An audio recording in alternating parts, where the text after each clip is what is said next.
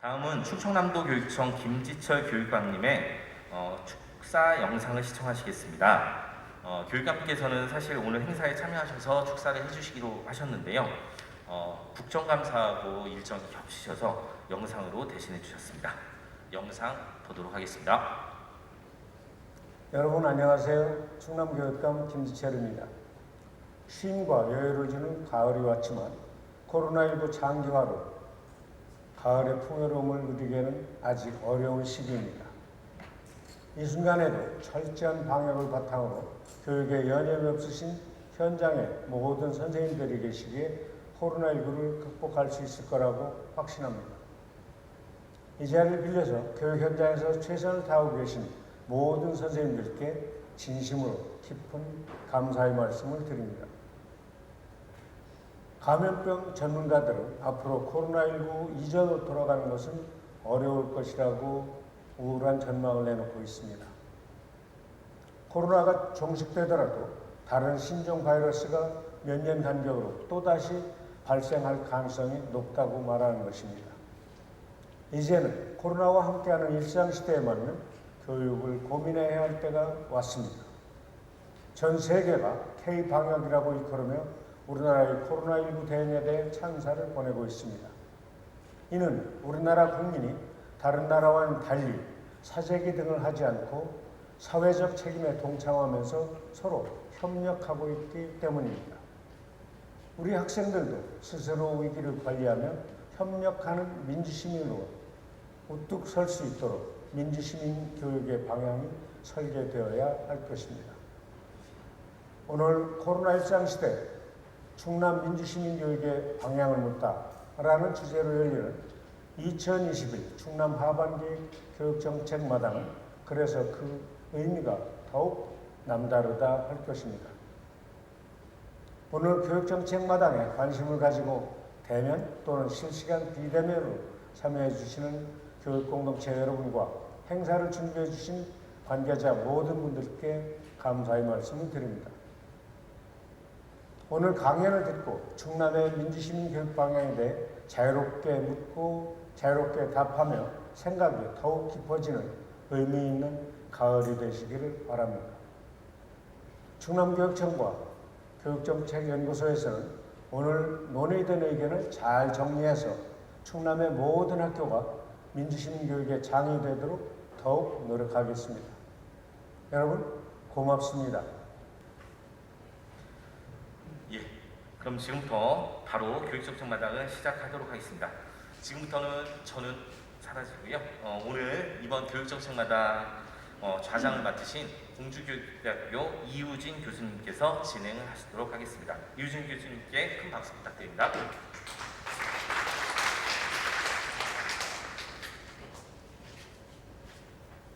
안녕하세요. 공주교육대학교 교육학과에 재직 중인 이우진입니다. 오늘 굉장히 의미 있고 흥미로운 주제인데요. 코로나 일상시대 충남 민주시민의 교육의 방향을 묻다라는 주제로 제가 자장을 맡아가지고 하고 있는데요. 오늘 발표자이신 전주교대 박상준 교수님은요, 코로나19의 미래교육, 또 역사와 함께 있는 민주주의, 또 그뿐만 아니라 민주시민교육 제도화 및 활성화 방안 정책 연구 사업을 주도하시는 아주 민주시민 교육과 미래교육의 탁월한 연구 성과를 보시는 훌륭한 분이십니다. 우리 충남교육의 정책에 있어서 대단히 의미 있는 강의를 해주실 거라 생각됩니다. 네, 큰 박수로 모시겠습니다.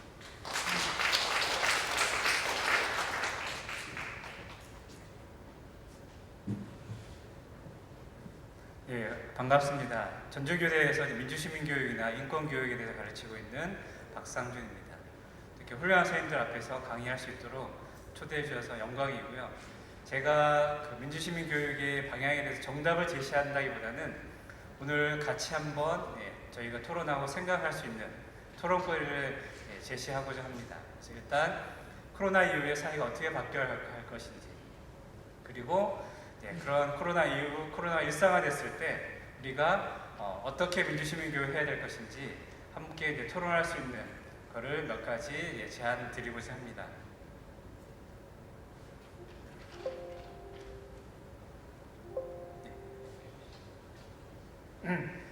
예, 아까 교육감님께서 말씀하셨는데 예, 20세기 이후에 세계적인 팬데믹을 한번 보시면 예, 지금 그 사스나 메르스 그 다음에 이 코로나19 같은 경우에는 다 코로나 바이러스에 의한 전염병입니다. 그리고 보시면 7, 8년이나 10년을 주기로 해서 이 세계적인 팬데믹으로 계속해서 발생하고 있고, 현재 코로나19를 백신이나 치료제를 통해서 저희가 극복한다 하더라도 한 10년 전후로 해서 또 다른 변이 바이러스가 발생해서 새로운 팬데믹이 발생할 가능성이 상당히 높다라고 예측을 하고 있습니다. 그래서 우리가 코로나19가 끝나더라도 마스크를 쓴다든지 자발적으로 거리를 둔다는 이런 형태의 생활 모습들이 정착되고 거기에 맞는 새로운 사회 모습이 등장할 수 있습니다.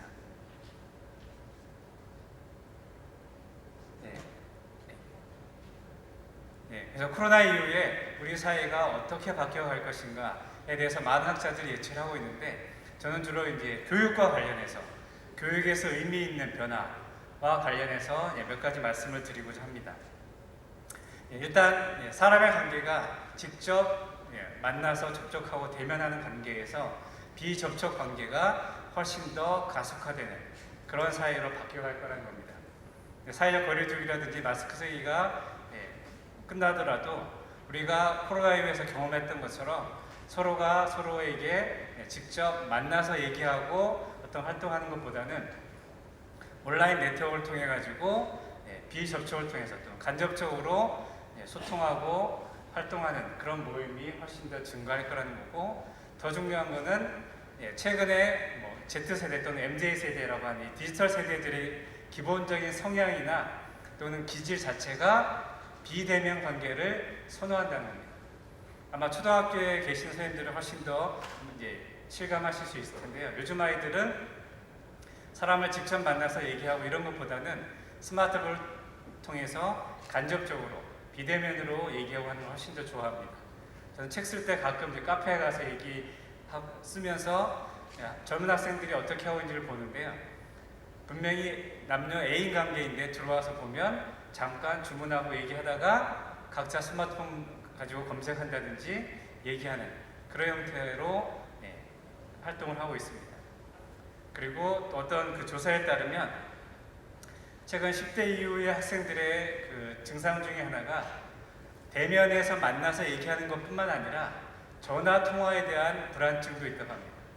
그러니까 직접 만나서 얘기하는 것도 좀 힘들어하지만 전화로 얘기하는 것조차도 불안해하는, 그래서 대부분 카톡이나 문자로 얘기합니다. 심지어 저희 대학생 중에도 보면 자기가 필요한 추천서를 써달라고 하는데도 불구하고 직접 오지도 않고 문자로 보내가지고 교수님 이런 추천서 하나 써주세요. 끝입니다. 그러니까 추천서가 왜 필요하고 어떤 목적으로 해야 되는지 충분히 설명해줘야 제가 그에 맞게끔 추천서를 써줄 텐데 저도 설명 전혀 없이 그냥 문자로 교수님 몇 월 며칠까지 추천서 하나 써주세요. 문자 하나 딸랑 보내고 끝납니다. 그러니까 전화 한 통을 하면 되는데 그 전화에 대한 불안이나 부담도 상당히 많이 가진다는 겁니다. 그게 요즘에 Z세대 또는 디지털 세대가 갖고 있는 특징이고, 이게 앞으로 더욱더 가속화될 거라는 겁니다. 자, 그렇기 때문에 결국은 이 비대면 관계 속에서는 온라인 네트워크를 통해서 여러 가지 활동이 이루어질 것이고, 그게 훨씬 더 가속화될 거라는 겁니다. 그래서 실제로 보시면 2020년 12월 기준으로 소셜 미디어의 그 이용자를 보시면 페이스북이 전 세계에서 한 26억, 유튜브 20억, 인스타 11억, 텔레그램 5억 정도 된다고 합니다. 현재는 이 코로나 때문에 훨씬 더 증가했을 겁니다. 그래서 여기에 계신 선생님들은 주로 이제 페이스북을 많이 쓰시겠지만 요즘에 젊은 학생들은 페이스북 안 쓰고 틱톡 같은 형태를 많이 쓰고 있습니다. 그래서 미국에서 온 교환학생한테 물어보니까 요즘 젊은 학생들은 페이스북을 안 쓰고 짧은 영상을 통해 가지고 서로 소통하는 틱톡이라든지 이런 것들을 인스타 같은 걸 많이 한다고 합니다.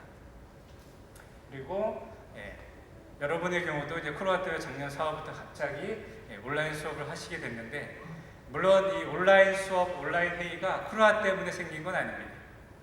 저도 이미 2014년부터 그 거꾸로 교실을 하면서 온라인을 통해 가지고 학생들이 인터넷으로 집에서 영상을 보고 와서 강의 시간에 심화적으로 토론하는 형태의 수업을 했기 때문에 우리나라의 경우도 이미 2014년도에 KBS에서 그 거꾸로 교실에 대한 방송을 했고 그 이후에 거꾸로 교실 네트워크라는 그 선생님들 모임도 만들어지면서 이미 코로나 이전에 많은 선생님들이 영상을 만들어서 학생들이 집에서 보고 공부해보고 교실에 와가지고 같이 토론하고 탐구하는 여러 가지 활동을 하는 경우도 있었습니다. 그런데 이게 코로나 때문에 학교 전체에 전면적으로 도입이 됐고 그러면서 여러 가지 이제 시행착오를 겪게 되었는데 어쨌든 코로나가 끝나고 나도 이런 일들이 계속해서 반복될 거기 때문에 온라인 수업과 교실 수업을 병행하는 그런 형태가 일반화될 거라는 겁니다. 소위 얘기하는 블렌디드 러닝이라고 하는 것이 코로나 이후 사회에서는 일반적인 수업의 패러다임 형태로 학교에서 일반화될 것이라고 보통 예측을 하고 있습니다. 그 다음에 온라인 회의 같은 경우는 코로나 이전에도 물론 있었습니다. 근데 주로 외국 사람하고 회의할 때 많이 썼는데 코로나 때문에 사회적 거리를 두게 한다든지 사적 모임이 제한되니까 불가피하게 줌이나 팀즈 같은 걸 통해 가지고 회의를 하게 됐는데 해보니까 상당히 효율적이에요. 과거에 저희 회의하려면 서울이나 세종시를 가려면 회의 1시간이나 2시간 때문에 차 타고 서너 시간을 움직여야 되는 그런 문제가 생겼는데 줌이나 이런 것을 통해서 하면 이동 시간을 줄일 수 있고 회의를 간결하게 할 수 있는 그런 장점들이 발생하게 됩니다.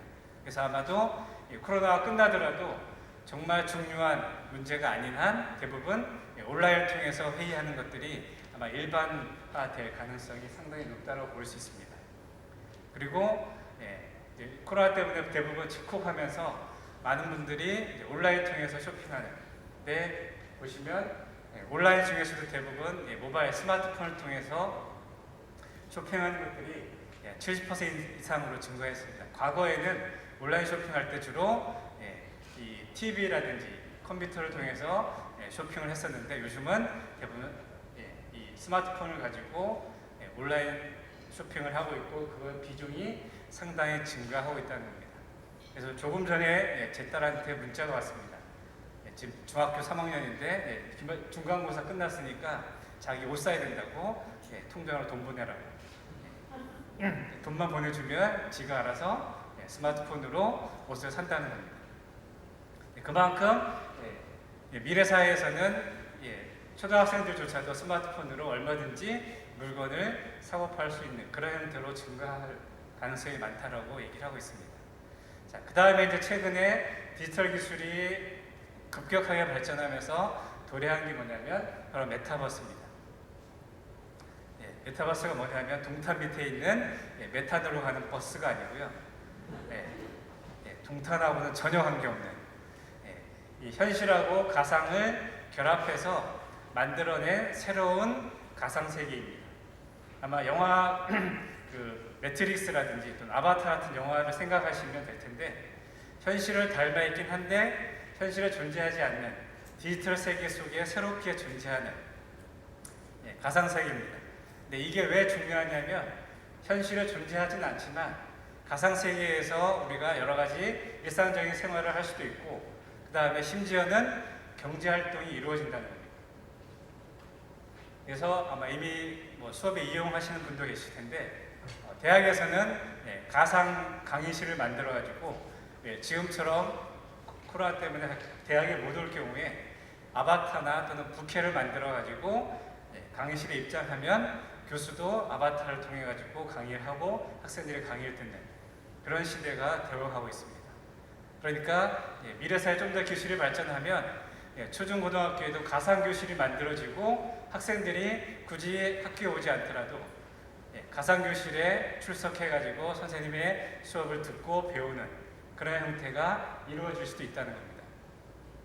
이거 실제로 이미 구글이나 페이스북 같은 경우는 그런 메타버스를 통해서 사람들이 그 건물에 출근하지 않고 집에서 또는 다양한 곳에서 이 메타버스에 접속해서 일을 하는 완전한 형태의 재택근무, 제가 이미 시행되고 있다는 겁니다.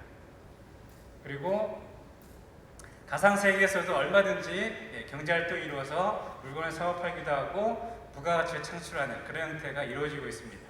예를 들면 작년 코로나가 생기면서 미국의 로블록스라고 하는 하나의 메타버스가 만들어졌는데 작년 초에 만들어졌는데 불과 1년 만에 3천만 명이 가입을 했습니다. 그리고 주로 이제 초중고생들이 많이 이용하는데 자유롭게 게임을 만들어서 다른 사람에게 판매할 수도 있고 그래서 게임을 잘 만든 학생은 수천만 원의 돈을 버는 경우도 생겼습니다. 이런 형태로 해서 메타버스 자체에서 우리에게 보이는 물건은 아니지만 게임이라든지 아바타라든지 이런 부캐 같은 걸 만들어 가지고 거래하는 형태로 가능합니다. 또 심지어는 어스투라고 하는 가상 부동산 매매하는 메타버스가 생겼습니다. 그러니까 가상의 지구를 만들어 놓고 지구에 있는 땅을 자유롭게 거래하는 건데 사실 아무것도 없습니다. 동해 김선달이 대동강을 팔아먹는 사기꾼처럼 여기시는데 실제 이 어스투라고 하는 가상의 지구를 만들어 놓고 그 지구에 있는 땅을 10m 곱하기 10m 한 평 해가지고 0.1달러씩 팝니다. 그런데 서울의 강남 땅값이 얼마나 됐을까요? 처음에 0.1달러, 그러니까 100원 정도 됐는데 한 1년 정도 지났는데 현재는 50에서 60달러 합니다. 500%가 올랐습니다. 그리고 실제로 우리가 이용할 수도 없고 이 가상의 그 땅을 산다고 해서 큰 이익이 없는데 우리나라 사람들이 전 세계에서 가장 많이 투자해서 어스투에서 부동산 투기 열풍이 불고 있습니다. 실제 땅을 살 수 없으니까 여기 들어가가지고 강남의 땅을 엄청나게 많이 사서 전 세계에서 가장 많이 거래가 이루어지고 있다는 겁니다. 그러니까 이런 형태로 메타버스라고 하는 것들이 실제 존재하지는 않지만 가상 세계 속에서도 충분히 경제활동이 이루어지기 때문에 이런 것들이 앞으로 교육에서 어떻게 다루어지고 우리가 교육에서 활용할 것인가 이런 부분들을 고민해야 되는 그런 시대가 됐다는 겁니다. 그 다음에 이 디지털 기술과 또는 소셜미디어가 발달하면서 사람들이 실시간으로 쌍방향 소통하는 것들이 훨씬 더 증가하고 있습니다. 그래서 보시면 소셜미디어의 이용 시간을 보면 유튜브가 1620분, 월 평균입니다. 많이 하는 사람들은 훨씬 더 많이 쓰고 있고요. 실제로 2021년 8월달 방송통신위원회에서 조사한 결과에 따르면 우리나라 그 스마트폰 사용자는 8,070분, 그러니까 하루에 4-5시간 정도 된다고 합니다. 이것도 평균이에요. 그리고 미디어 이용 형태를 보시면 전통적으로 조금 머리가 하얗신 분들의 경우에는 주로 TV나 이런 것들을 많이 이용하셨을 텐데 요즘 20대 이하 젊은 세대들의 경우에는 주로 스마트폰을 가지고 여러 가지 활동을 한다는 겁니다. 저도 작년에 이제 코로나 때문에 집콕을 하면서 영화를 좀 보려고 비싼 돈 들여가지고 50인치 OLED TV를 구입했습니다. 근데 저만 보고 애들은 안 봐요. 뭘 하냐면 스마트폰이나 아이패드 가지고 자기가 보고 싶은 유튜브 찾아가지고 유튜브를 통해서 영상을 본다는 거예요. 그만큼 한 집에서도 세대별로 각각 미디어를 이용하는 방식과 소통하는 방식이 달라지는 그런 세대가 되고 있습니다. 그래서 최근에도 보시면 정치인들이 페이스북 이런 걸 통해 가지고 실제 유권자하고 실시간으로 소통하고 있고 그 의사가 정치인에 또 바로 전달되는 그런 시대가 되고 있습니다. 자, 그 다음에 이제 코로나 하면서 이제 사람들의 큰 변화 중에 하나는 이 코로나가 가지고 있는 전파력 때문에 나도 모르게 다른 사람에 전파시킬 수도 있고 또 내가 감염될 위험성이 높기 때문에 사람들의 책임의식을 상당히 높였다는 겁니다. 그래서 실제로 2020년 6월 달에 시사인하고 KBS가 공동으로 설문조사한 결과를 보시면 내가 다른 사람에게 피해를 입힐까 두려워한다. 그러니까 다른 사람에게 피해를 입히면 안 된다는 책임의식을 가진 사람들이 86% 정도 됐고 다른 사람에게 피해를 입힘에도 불구하고 마스크를 착용하지 않는 건 이기적이다 잘못됐다라고 하는 사람이 84% 정도 됐다고 합니다.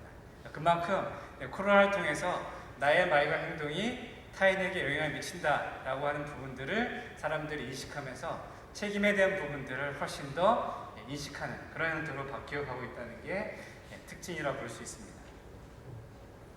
자, 그 다음에 또 한 가지는 현재 이게 세계화되면서 지구촌 전체의 경제들이 서로 연결되어 있다는 겁니다. 그래서 우리나라만 열심히 노력하고 일한다 그래서 잘 살 수 있는 게 아니고 결국 우리나라와 연결되어 있는 다른 나라와의 관계 속에서 이게 제대로 문제가 해결되지 않으면 결국 우리나라 경제도 어려움을 당하게 된다는 겁니다. 그래서 작년에 보시면 미국을 중심해서 전 세계 거의 모든 나라들이 상당히 경제적인 침체를 겪었습니다. 우리나라도 마찬가지고 그 다음에 아마 기억하실 텐데요. 1997년도 외환위기 같은 경우 우리나라 경제는 잘 되고 있었는데 단지 미 달러가 없다는 이유 때문에 갑자기 경제적인 위기를 겪으면서 수많은 사람들이 실직하고 비정규직으로 전락하는 그런 어려움을 겪게 되었습니다. 그리고 우리나라는 좀 적었었는데 2008년도에 미국에 있는 리만 브라더스 기업들이 파산하면서 미국뿐만 아니라 유럽의 경제가 엄청난 침체를 겪게 됩니다. 그래서 유럽의 경우에는 그 리만 브라더스 사건 이후로 2008년부터 한 몇 년간 경제적으로 상당히 큰 침체기를 겪고 있고 지금도 그런 것 때문에 여러 가지 어려움을 겪고 있습니다. 그만큼 이 경제 자체도 지구촌 전체가 서로 연결되어 있기 때문에 한 나라만 잘해가지고는 문제가 해결되지 않는 그런 시대이기 때문에 결국은 지구촌의 모든 나라가 서로 협력하고 도와야지만 같이 잘 살 수 있는 그런 시대가 되고 있다는 겁니다. 그 중에 대표적인 문제가 기후변화, 기후위기의 문제입니다. 자, 이거는 최근에 탄소 배출이라든지 지구온난화 이런 논의와 같이 맞물려가지고 지구 전체의 평균 기온이 1도만 올라갔습니다. 과거에 비했을 때 지구 전체 평균 기온이 1도밖에 안 올라갔음에도 불구하고 지구촌 전체 곳곳에서 여러 가지 기후 재앙들이 발생합니다. 우리나라는 다행히 지정학적 위치가 좀 그나마 괜찮아서 아직까지는 기후 위기나 이런 데서 큰 피해가 없긴 합니다. 그런데 다른 나라를 보시면 호주 같은 경우에 2019년 9월부터 해서 6개월 동안 자연적으로 산불이 발생해서 우리나라 남한 면적만큼의 산림이 다 불타서 없어졌습니다. 그리고 아마존의 경우에는 마찬가지로 자연적인 발화라든가 또는 여러 가지 벌목 때문에 발생하면서 남한 면적의 3배 정도가 불타서 없어져 버렸습니다. 이게 우리나라와 관계없다라고 생각하실 수 있는데 왜 문제가 되냐면 저만큼 산림 숲이 파괴되면 이산화탄소를 흡수해가지고 전 세계의 기후를 조정할 수 있는 능력들이 떨어지기 때문에 결국은 지구촌 전체에 기후에 상당히 많은 영향을 미친다는 겁니다. 자, 그 다음에 적도를 중심으로 해서 사하라 지역이라든지 내몽고 이쪽 지역에 사막화가 되면서 상당히 또 산림이 한파되는 그런 문제들이 점점 더 심화되고 있습니다. 그리고 작년 같은 경우 중국이 홍수가 발생했는데 60일 동안 그러면 교회다의 노아의 홍수에 40일 동안 비가 내려서 엄청 피해가 입었다는데 중국은 60일 동안 계속 비가 오면서 무려 4천만 명이 이재민이 발생했고 14조 원의 피해가 발생했다고 얘기합니다. 어마어마한 인명과 재산 피해가 발생하는 게 중국만이 아니고 이제 여러 나라에서 발생할 수 있다는 거고 이런 것들은 한 나라의 노력으로 해결할 수도 없고 그리고 지구촌에 있는 모든 나라들이 이 기후변화에 대해서 같이 공동으로 대응하고 노력해야지만 해결될 수 있다는 겁니다. 근데 불행히도 이런 문제를 제기한 게 누구냐면 아마 들어보셨을 겁니다. 스웨덴에 있는 그레타 툰베리라고 하는 고등학교 2학년 학생이 작은 공을 쏘아 올렸고 그게 전 세계로 펴지면서 우리나라에도 청소년 기후 행동이라고 하는 청소년 단체가 만들어져서 작년에 헌법 소원도 제기했습니다. 헌법에 보장되어 있는 인간의 생명권, 생존권 이런 것들을 환경권 이런 거 침해하기 때문에 국가 차원에서 기후 위기에 대응해야 된다. 이런 형태로 노력을 하고 있습니다. 그런 것들이 이제 우리가 시민 교육에서 좀 다뤄야 될 중요한 주제가 될 것 같습니다. 예, 자 그러면 이렇게 코로나 이후에 사회가 바뀔 텐데 도대체 그럼 민주시민 교육을 어떻게 해야 될 거냐? 이거는 제가 볼 때는 충남 지역의 학교뿐만 아니라 우리나라 전체적으로 볼 때 앞으로 민주시민 교육을 어떻게 해야 될 것인가에 대해서 몇 가지 제안을 드리고자 합니다.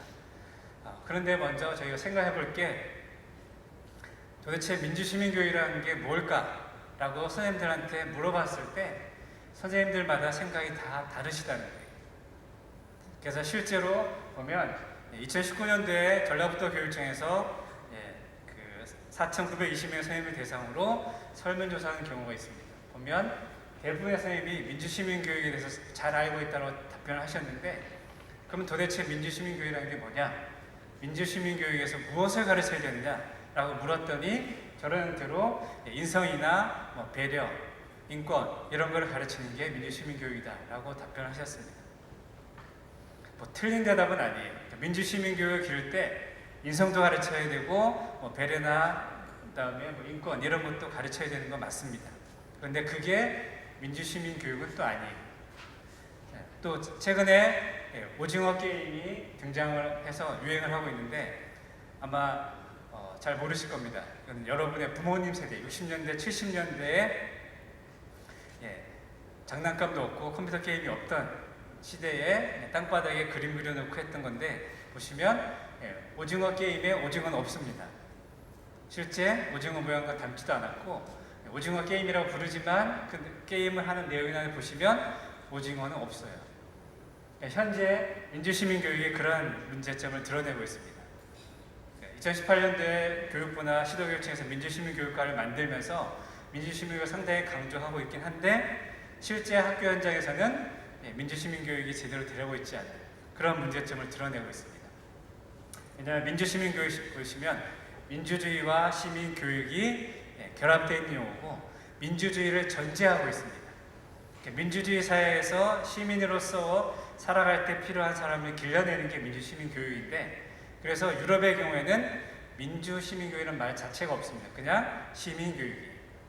시티즌십 에듀케이션 또는 시빅 에듀케이션에서 민주란 말 붙일 필요가 없는 거예요. 왜냐하면 시민교육 자체가 민주주의를 전제하고 있는 거기 때문에 굳이 민주시민교육이라는 말을 쓰지 않는다는 겁니다. 근데 그나마 우리나라는 이 민주주의에 대한 이해도 낮고 민주주의가 발전해온 역사가 짧기 때문에 계속해서 이 민주주의를 강조하고 있는데 민주주의 교육에서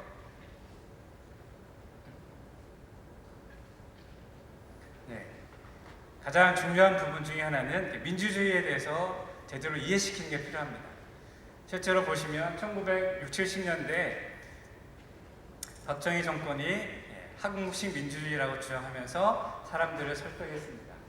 즉 박정희가 이 분단 상황에서 통일을 하고 경제를 계속해서 발전시키기 위해서는 한 사람의 지도자가 계속해서 지도해야 된다라는 논리를 내세워서 유신헌법을 만듭니다.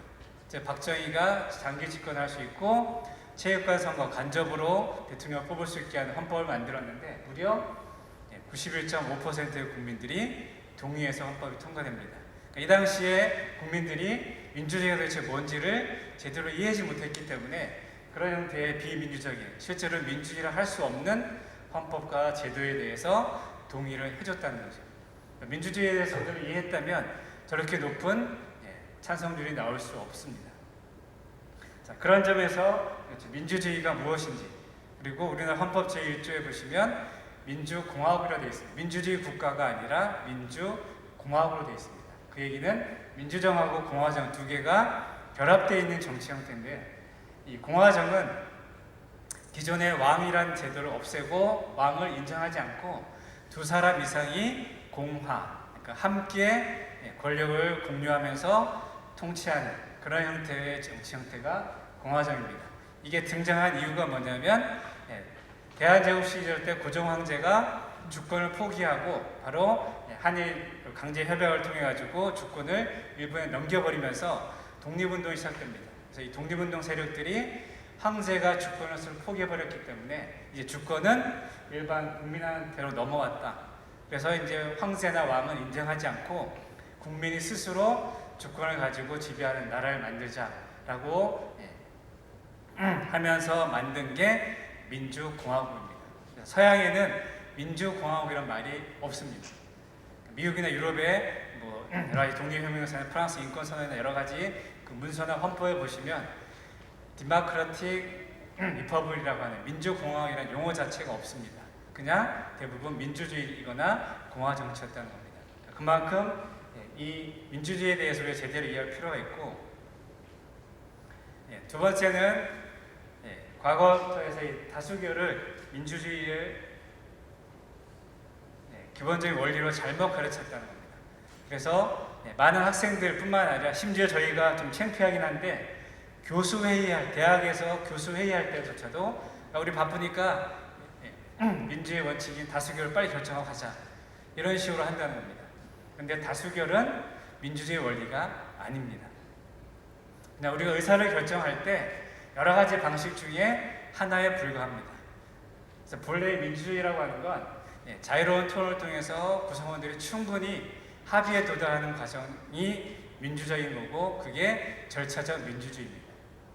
그럼에도 불구하고 이런 것들을 관과하고 과거도 현재도 그렇고 심지어 인터넷 백과사전 같은 데 보면 다수결을 민주주의의 기본 원리로서 제시하고 가르치고 있다는 겁니다. 그 다음에 보통 민주주의에서 가장 핵심적인 제도를 선거라고 보고 있고, 오른쪽에 보시면 여러분이 선거하러 가시면 기표소 옆에 붙어 있는 그림입니다. 그 선관위의 건물에 가시면 민주주의 꽃은 선거다 이런 형태로 가르치고 있는데, 기본적으로 선거는 민주주의에서 만드는 제도가 아니라는 겁니다. 그러니까 17, 18세기 근대 시민혁명이 발생하면서 미국이나 유럽에서 왕정을 없애면서 새로운 정치 체제를 만들 때 도입한 건 실제로 민주정이 아니고 공화정입니다. 그러니까 왕을 없애고 왕 대신에 소수의 지식인이나 부르주아가 정치를 해야 되는데, 그거를 정당화시키기 위한 하나의 수단으로 만들어낸 게 선거입니다. 그리고 보시면 이 아담스나 메디슨 같은 사람이 미국의 독립혁명을 주도했고 헌법 초안 만들고 2대 대통령입니다. 그 다음에 프랑스 혁명을 주도했던 CAS나 당글라스 혁명 이후에 프랑스 재헌의 의장인데, 이 사람들이 갖고 있던 생각들이 뭐냐면 민중들은 교육받지 못했기 때문에 이 사람들이 정치하면 안 된다 이런 생각을 했다는 겁니다. 특히 우리나라도 기억나시겠죠. 모 교육부 관료가 민중은 개돼지다 이렇게 발언했다 파문이 껴서 파면된 적도 있습니다. 그러니까 그만큼 이 엘리트들의 경우는 민중은 무식하고 교양이 없으니까 정치에 참여하면 안 된다 이런 생각들을 가지고 있었기 때문에 정치는 누가 해야 되냐면 충분히 배웠고 지식이 있는 소수 엘리트를 해야 된다라고 봤고, 그 소수 엘리트 중에서 통치자를 뽑는 수단으로 만들어낸 것이 바로 선거입니다. 그래서 선거를 통해서 소수 대표자를 만들고 대표자가 주권을 가지고 지배하는 형태, 그래서 보시면 대의 민주주의라고 얘기하고 이게 실제로는 공화정치입니다. 이런 형태로 민주주의가 발전해왔고, 그런 의미에서 최근에 영국 교육과정평가원에서 만든 크립 보고서입니다. 거기서 보시면 시민교육에서 가장 중요한 거 기본적인 게 뭐냐면 학생들이 민주주의에 대해서 제대로 이해하는 것, 민주주의가 뭐고 민주주의를 어떻게 해야 되는지에 대해서 기본적으로 이해시키는 것들을 강조하고 있습니다. 미국에서도 마찬가지고요. 자, 그 다음에 이제 두 번째로는 권리에 대한 교육을 최근에 강조하고 있고, 우리나라 특히 우리나라의 경우에는 너무 이 시민교육에서 권리에 대한 교육만 좀 강조하는 부분이 있고 책임에 대한 교육 부분들이 소홀히 되는 그런 부분들이 있습니다. 근데 이 미국이나 유럽의 경우에는 최근에 권리에 대한 교육보다는 이 책임에 대한 교육들을 훨씬 더 강조하고 있습니다. 우리나라는 87년 6월 민주화운동 이후에 민주주의가 어느 정도 정착이 됐고 기본권을 보장하기 위한 여러 가지 제도나 이런 것들이 상당히 정착되어 가고 있습니다. 특히 학교는 2010년 이후부터 거의 모든 시도에서 학생 인권 조례를 만들었고, 그다음에 노동 인권 교육을 위한 여러 조례도 만들어져서 최근에는 노동 인권 교육도 학교 현장에 상당히 강조되고 있습니다. 그런데 그에 따른 권리에 대한 교육들은 책임에 대한 교육들은 이루어지지 않는다는 거죠. 그래서 보시면 권리에 대한 의식이 높아졌지만 분쟁들이 계속해서 증가되면서 보시면 경찰청 자료를 보면 고소 고발 건수가 해마다 증가하고 있습니다. 검찰에 고발된 걸 보면 연간 200만 건이 넘고 그래서 전 세계에서 고소 고발이 가장 많은 나라가 우리나라입니다. 그래서 고소공화국이라 할 정도로 심각한 문제점을 드러내고 있고, 그래서 코로나 이후에 시민교육에서 OECD라든지 유럽의 민주시민 이런 형태 여러 가지 자료들을 보면 권리에 대한 교육도 중요하지만 이내 책임에 대한 교육들을 강화해야 된다는 것들이 강조되고 있습니다. 그 다음에 세 번째 아까 했던 것처럼 지구촌 전체가 위기를 겪고 있기 때문에 이거를 극복하기 위해서는 서로 연대와 협력하는 게 필요하다는 것들이 강조되고 있고, 그 다음에 이제 학교 현장에서는 민주시민 교육하면 교실에서만 가르칠 수 있는 게 아니라 실제로 학생들이 학교 생활하면서 생활 속에서 배우는 게 필요합니다. 그런 의미에서 학생 자치를 좀 활성화하는 게 필요하고, 실제로 충당교육청도 학생자치활동 지원 조례가 마련되긴 했는데 현실적으로 학생들한테 이 자치를 할 수 있는 권한을 주어지거나 제도가 마련되지 않기 때문에 실제 이루어지지 않는 그런 부분들이 있습니다. 그래서 작년에 전라북도교육청 시민교육과에서 요청이 와서 저런 형태로 제안했습니다. 학생회를 대학교 총학생회처럼 학생들이 자율적으로 뽑고 학교에서는 1%는 의무적으로 배정하는 그런 형태로 해서 학생들이 실제로 교실에서 배웠던 민주주의를 생활 속에서 실천해 보게끔 하는 그런 형태로 여러 가지 제도를 마련하도록 하고 있고, 지난 9월 달에 강민정 의원이 이런 형태의 내용을 제도화하는 초중등 교육법 개정안을 발의한 경우도 있습니다. 통과는 안 됐는데 그런 형태로 바뀌어가고 있고, 그 다음에 두 번째는 교사 자치를 활성화하는 게 필요합니다. 실제로 선생님이 민주주의를 경험했고 민주주의를 잘 운영하셔야 학생들한테도 그렇게 가르칠 수 있는데 실제로 그런 경험이 없다는 겁니다. 현재 그 학교자치조례가 3개, 전라북도, 그다음에 경기도, 광주광역시에서 만들어지고 있는데 대부분 형식적이에요. 근데 전라북도만 심의기구로 만들어져서 학교에 중요한 예산이나 규칙 이런 것들을 정하실 때는 반드시 선생님들 모인 교무회의에서 심의해가지고 결정하고 교장선생님은 거기에 지켜야 되는 그런 형태로 바뀌고 있습니다. 근데 불행하게도 보면 조례는 바뀌었지만 학교 현장에서는 선생님조차도 이런 회의를 통해 민주로 해가지고 결정하는 것들이 아직까지 정착되지 못하는 그런 한계를 드러내고 있습니다. 그런 점에서 선생님들이 교무회의라든지 이런 걸 통해서 충분히 민주적으로 결정하고 민주를 실천하는 경험을 하셔야 학생들한테도 그걸 가르칠 수 있고 또 그것을 지도할 수 있기 때문에 그런 점에서 충당교육청도 여러 형태로 이 교사 자치를 제도화하고 뒷받침하는 그런 것들이 마련하는 게 좀 필요할 것 같습니다. 자, 시간이 부족해서 더 많은 내용들을 말씀드려야 될 텐데 자세한 내용들은 또 책을 보시면 코로나 이후 사회가 어떻게 바뀌어가고 민주주의와 민주시민교육을 어떻게 해야 되는지 좀 보실 수 있을 것 같습니다. 그래서 제가 민주시민교육에 대해서 정답을 제시했다기보다는 코로나 이후에 우리가 민주시민교육을 어떻게 해야 되는지에 대해서 제가 토론거리를 제시했고 선생님들이 이걸 바탕으로 충분히 더 토론하면서 실제 학교 현장에 적용하시면 좋을 것 같습니다. 이상 강연을 마치도록 하겠습니다. 고맙습니다.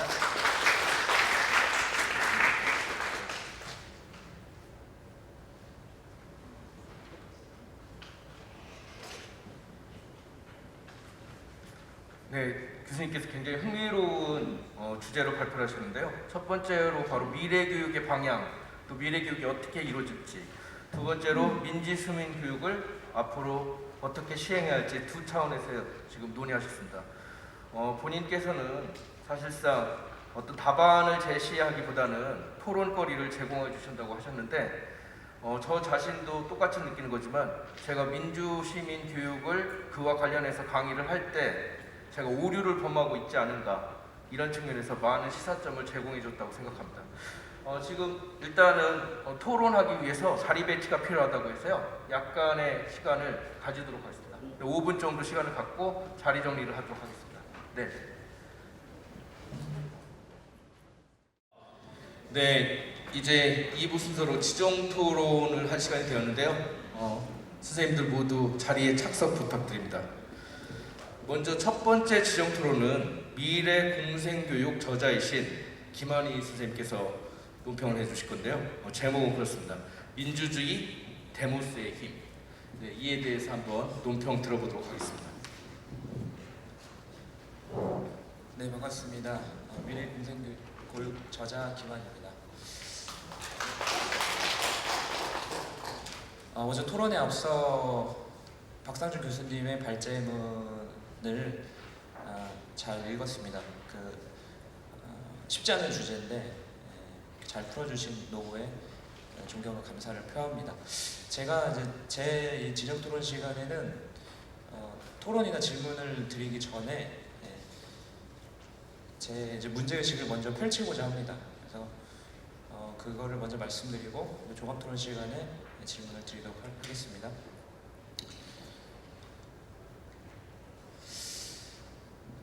오늘 포럼의 주제가 코로나 일상화 시대의 민주시민 교육이죠.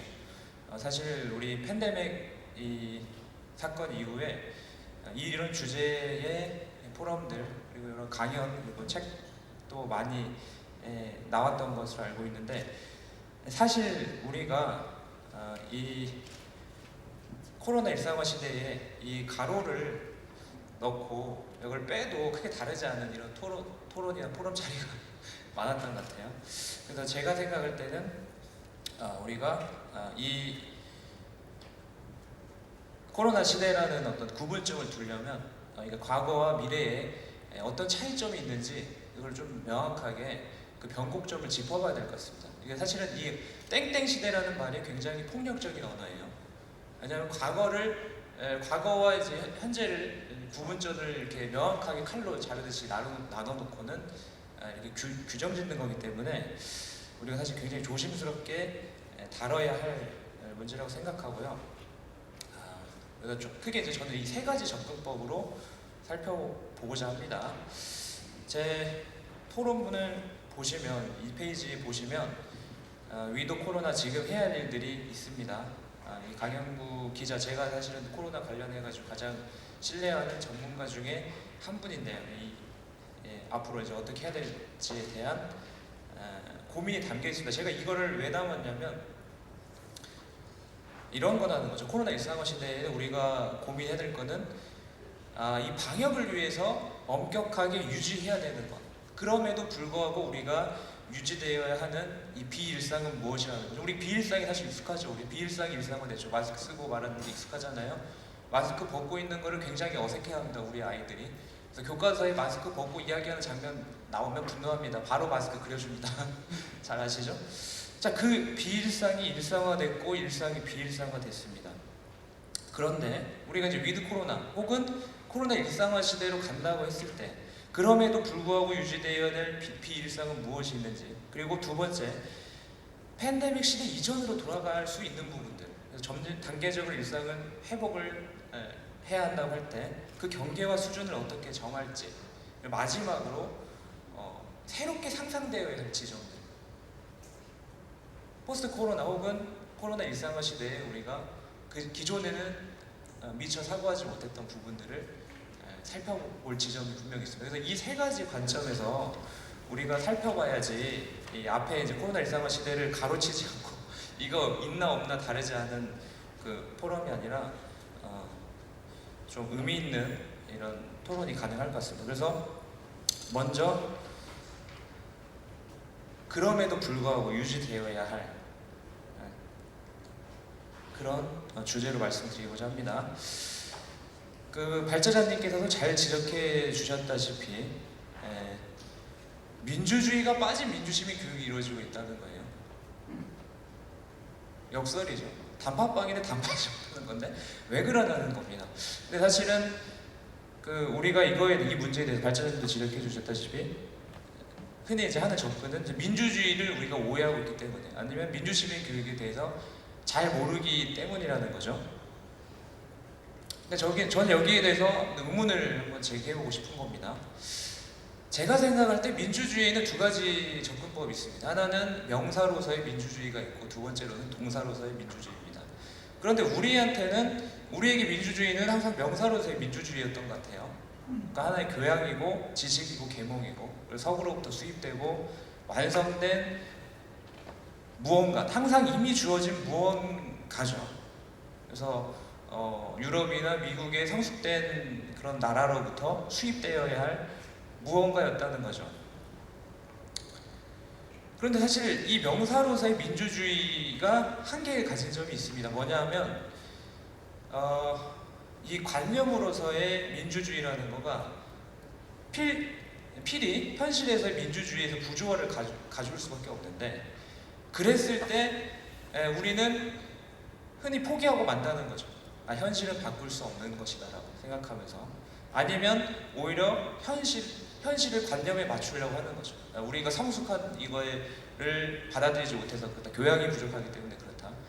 흔히 이제 말하는 이제 동양 미개론이죠. 근데 사실은 아직도 이제 코로나 이후에 조금 바뀌는 것 같아요. 이제 유럽 사람들이 마스크 안 쓰고 다니는 거 보면 악플 달려 있는 거 보면 미개한 어쩌고 그래서 이제 그 구도가 조금씩 깨지는 것 같긴 한데, 아무튼 암묵적으로 우리는 지금까지 이 명사로서의 민주주의를 상식적인 민주주의를 생각해왔던 게 아닌가 싶습니다. 근데 저는 동사로서의 민주주의를 말씀드리고 싶습니다. 이 데모크라시라는 어원 자체가 그렇습니다. 데모크라시라는 거가 데모스 그리고 크라시죠. 데모스의 힘입니다. 말 그대로 민중의 힘이라는 거예요. 이 힘이라는 거는 동사적인 것이죠. 계속 바뀌고 진행됩니다. 항상 다시 싸우고 새로워지고 기존의 것을 끊임없이 넘어가고 있는 그 상태 그 자체, 그게 바로 동사 민주주의라는 거죠. 그랬을 때 우리가 왜 학교에서는 민주주의가 빠진 민주시민 교육이 이루어지는지 다시 물어볼 수 있는 거죠. 이 동사 민주주의 관점에서. 첫 번째, 주체성을 하청하는 당혹스러움입니다. 이 용어가 어떻게 다가오실지 모르겠는데 다른 예를 들어보겠습니다. 오빠가 허락한 페미니즘, 실제 책 제목입니다. 엄마가 허용한 자립, 교사가 용납하는 학생 인권 같은 것들이죠. 잘 아시겠지만 미셸 푸코는 그런 어떤 권력의 개념에 대해서 가장 체계적으로, 그리고 미시사를 통해 가지고 우리의 일상에서의 권력이 발휘되는 모습을 잘 설명한 그런 사회학자입니다. 감옥이라든지 병원이라든지 교회라든지 여러 가지 어떤 공간에서의 권력 구도를 봤는데, 거기서 또 핵심적인 장소가 학교죠. 학교에서 교사들은 사법 권력을 행사하는 위치에 놓여 있습니다. 그런데 그 교사가 사실은 이 민주주의, 데모크라시, 민중의 힘을 또 부여해야 하는 이런 당혹스러움, 주체성을 하청할 수가 있을까요? 이런 당혹스러움이 있다는 거죠. 두 번째입니다. 민주시민교육의 역설. 학교라는 곳이 사실은 말 그대로 우리가 민주주의에 대한 오해, 잘 모르기 때문에 민주시민교육이 이루어지는 게 아니라 말 그대로 민주주의가 없다는 거예요. 학교라는 공간은 정치적 표백지대입니다, 여러분들. 잘 아시겠지만 이미 교사에도 정치적 권한이 없죠. 교사 자체가 헌법으로 보장하는 정치권이 없죠. 교사들은 정치단체를 결성할 수 없고 정당 가입이 금지되어 있습니다. 학생들은 정치적 참정권 자체가 없습니다. 북유럽 같은 경우는 아예 학생이 장관이 되기도 하고 정치인도 출마해가지고 학생들을 무시할 수가 없죠. 환경 문제나 이런 것도 사실은 생태적인 어떤 교육 과정이 실시간으로 지금 변화하고 있는 거는 그들의 표가 반영되기 때문에 정치인들이. 그런데 학교는 여전히 정치적 표백지되고, 우리는 학교에서는 정치적 중립을 유지해야 한다는 그런 강박을 가지고 있습니다. 사실 이게 이데올로기입니다. 무슨 말씀이냐면 학교가 이데올로기 공간이 되면 안 된다는 그런 강박에 의해서 우리가 이렇게 표백지대로 만들어놨는데, 학교를 정치적 중립으로 만든다는 그거 자체가 이데올로기, 하나의 이데올로기, 모르고 있는 거예요. 거기에서는 또 흔히 정치적 표백지대라는 이런 어떤 압력 하에서 작동하는 체계가 있죠. 권력 체계. 그게 뭐냐는, 그걸 봐야 된다는 거죠, 우리는.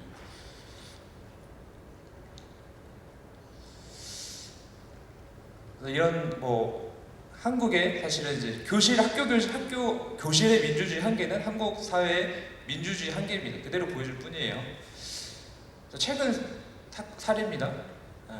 그 EBS에서 위대한 수업이라는 이름으로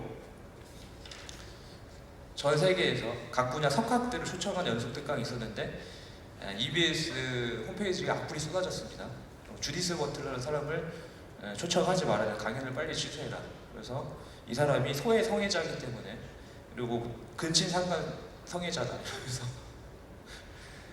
그런 댓글들이 있습니다. 그래서 뭐 심지어는 이제 뭐 이게 기독교 계통 언론 국민일보라든지 교수들의 입을 통해 가지고 주장되었던 것들이고 이분도 어디 교수님이시죠? 뭐라고 써있죠? 근친상간의 금기를 깰 수 있는 매우 위험한 논리를 제공하고 있기 때문에. 근데 사실은 주디스 버틀러라는 사람은 퀴어 이론의 선구자입니다, 여러분들. 그리고 잘 아시겠지만 뭐 서구의 설화 중에서 가장 중요한 게 이제 오이디푸스 신화죠. 거기에 보면 이제 근친상간 이야기 나오는 그런 걸 다루는 학문이라고 근친상간 성애자라고 될 수는 없잖아요. 그리고 이게 정치인들의 이제 지금 대선 이슈에서도 사실은 뭐 여성 군복무를 시키겠다, 여가부를 폐지하겠다 이런 공약들이 나오고 있고, 그리고 이제 이게 최근에 뭐 전북에서 집회인데 이분이 뭐 스쿨미투 이후에 돌아가신 분인데 이분을 차별금지법 반대의 집회에 하나의 마스코트처럼 이용하시는 거죠. 그래서 이런 것들을 보면 하나의 경향이 보이고 있습니다. 뭐냐면 이런 거죠. 저는 이제 힘의 문제로서 동사로서의 민주주의를 말씀드렸습니다만 그런 힘의 민주주의에서 여러 가지 문제를 가져온다는 겁니다. 발제자님도 말씀하셨다시피 권리는 증가하는데 책임은 없다는 거죠. 그래서 사실은 이제 뭐 학교 현장에서도 많이 이야기되는 거가 학생 인권은 증가하고 있는데 거기에 맞춰서 책임의식이 없으니까 교권은 추락하고 있다 라고 이런 이야기도 있고, 그 학생들도 좋아하는 10대, 20대들한테 인기 많은 웹툰 중에 참 교육이라는 웹툰이 있습니다.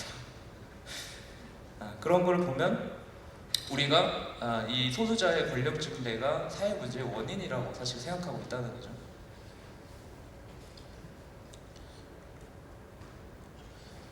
자, 그런데 저는 그 상식의 바탕을 두고 있는 그 공백이 무엇이냐는 거예요.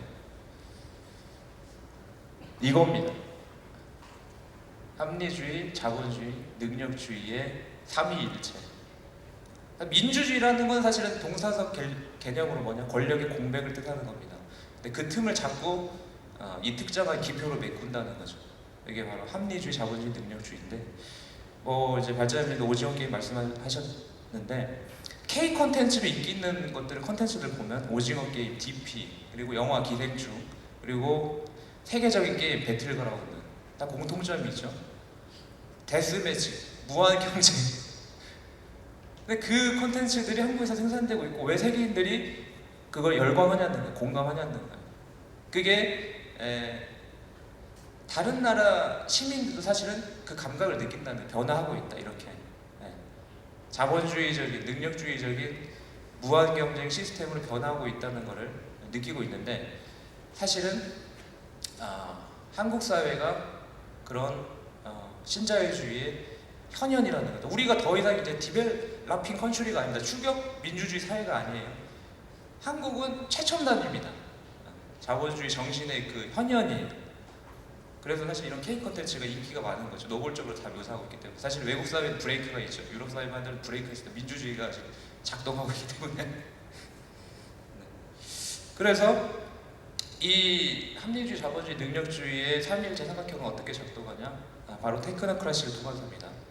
제가 이런 걸 설명을 드릴 시간이 없고 그래가지고 빨리 넘어가면 기술 관료가 지배하는 사회라는 거예요.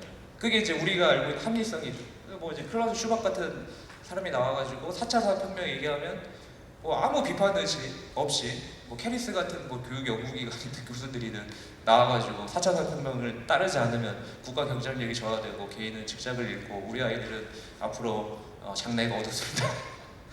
아무 교육적인 비판 의식 없이 그걸 따라가죠. 그게 바로 기술 관료들이 만들어내는 미래선입니다. 웰빙이나 국가 경쟁력을 강조하면서요. 근데 거기에는 사실은 가치가 이미 들어가 있답니다. 어떤 미래냐? 우리가 4대강 사업이라고 했을 때 그걸 절대 가치 중립적인 용어로 생각하지 않죠. 거기는 가치가 부여되어 있습니다. 4차 산업혁명도 마찬가지고 오늘날 유행하고 있는 많은 신조어들 거기도 다 가치가 부여되어 있다. 그 가치 부여는 테크노크라시의 이해관계에 관련되어 있다. 자본주의를 더 공고하기 위해서 그리고 또 그걸 유행어로 표현하자면 초격차 사회를 만드는 거죠. 아주 소수의 슈퍼리치가 민중을 지배하는. 그래서 사실은 민주주의에 역행하는 거죠. 기술 관료도의 테크노크라트들의 소수의 힘이 데모크라시, 민중의 힘을 압도하는 시스템이 앞으로의 미래라는 거예요. 근데 거기에 우리는 교육적으로 어디에 복무해야 된다는 거냐는 거예요.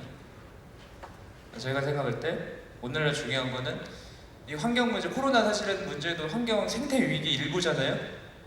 몇 명이 지금까지 가져왔던 우리가 GDP 위주로 발전해가지고 와야 된다는 그 압박 속에서 여기까지 온 거잖아요. 근데 심지어는 환경 문제도 하나의 성장 도구로 사용하자. 녹색 성장. 이게 우리까지 가지고 왔던 사실 민주주의의 이면 깔고 있는 그런 우리 동의했던 거 아닌가요? 그랬을 때 교육자는 그 4차 산업혁명이나 유행어를 이렇게 그대로 문제의식 없이 나르는 사람이 아니라 디지털 리터러시를 가르쳐야 된다는 거죠. 아이들한테. 그래서 저는 이제 뭐 러다이트 운동 하듯이 문명을 거부하고 기술 거부하자 이런 얘기 아닙니다. 오히려 더 알아야 된다는 거예요. 그 프레이리가 문해력, 리터러시를 얘기하면서 이렇게 얘기했어요. 워드를 통해서 월드를 이해하는 거, 워드, 단어를 통해서 세계를 이해하는 거, 더 나아가서 세계의 변화에 참여하는 거, 세계를 민중의 뜻에 맞게 변화시키는 거. 그게 바로 데모크라시죠. 사실은 오늘날 중요한 거는 환경교육이 아닙니다. 뭐 생태체험 해가지고 환경교육 그게 나쁘다는 게 아니라 그런 게 별로 의미가 없어요. 우리가 살아온 이 시스템을 전혀 변화시키지 못합니다. 그래서 오늘날 여기 계신 분들이 너무 중요한 시대적 사명이 지금 우리 그 어깨입에 무겁게 놓여있다는 거죠.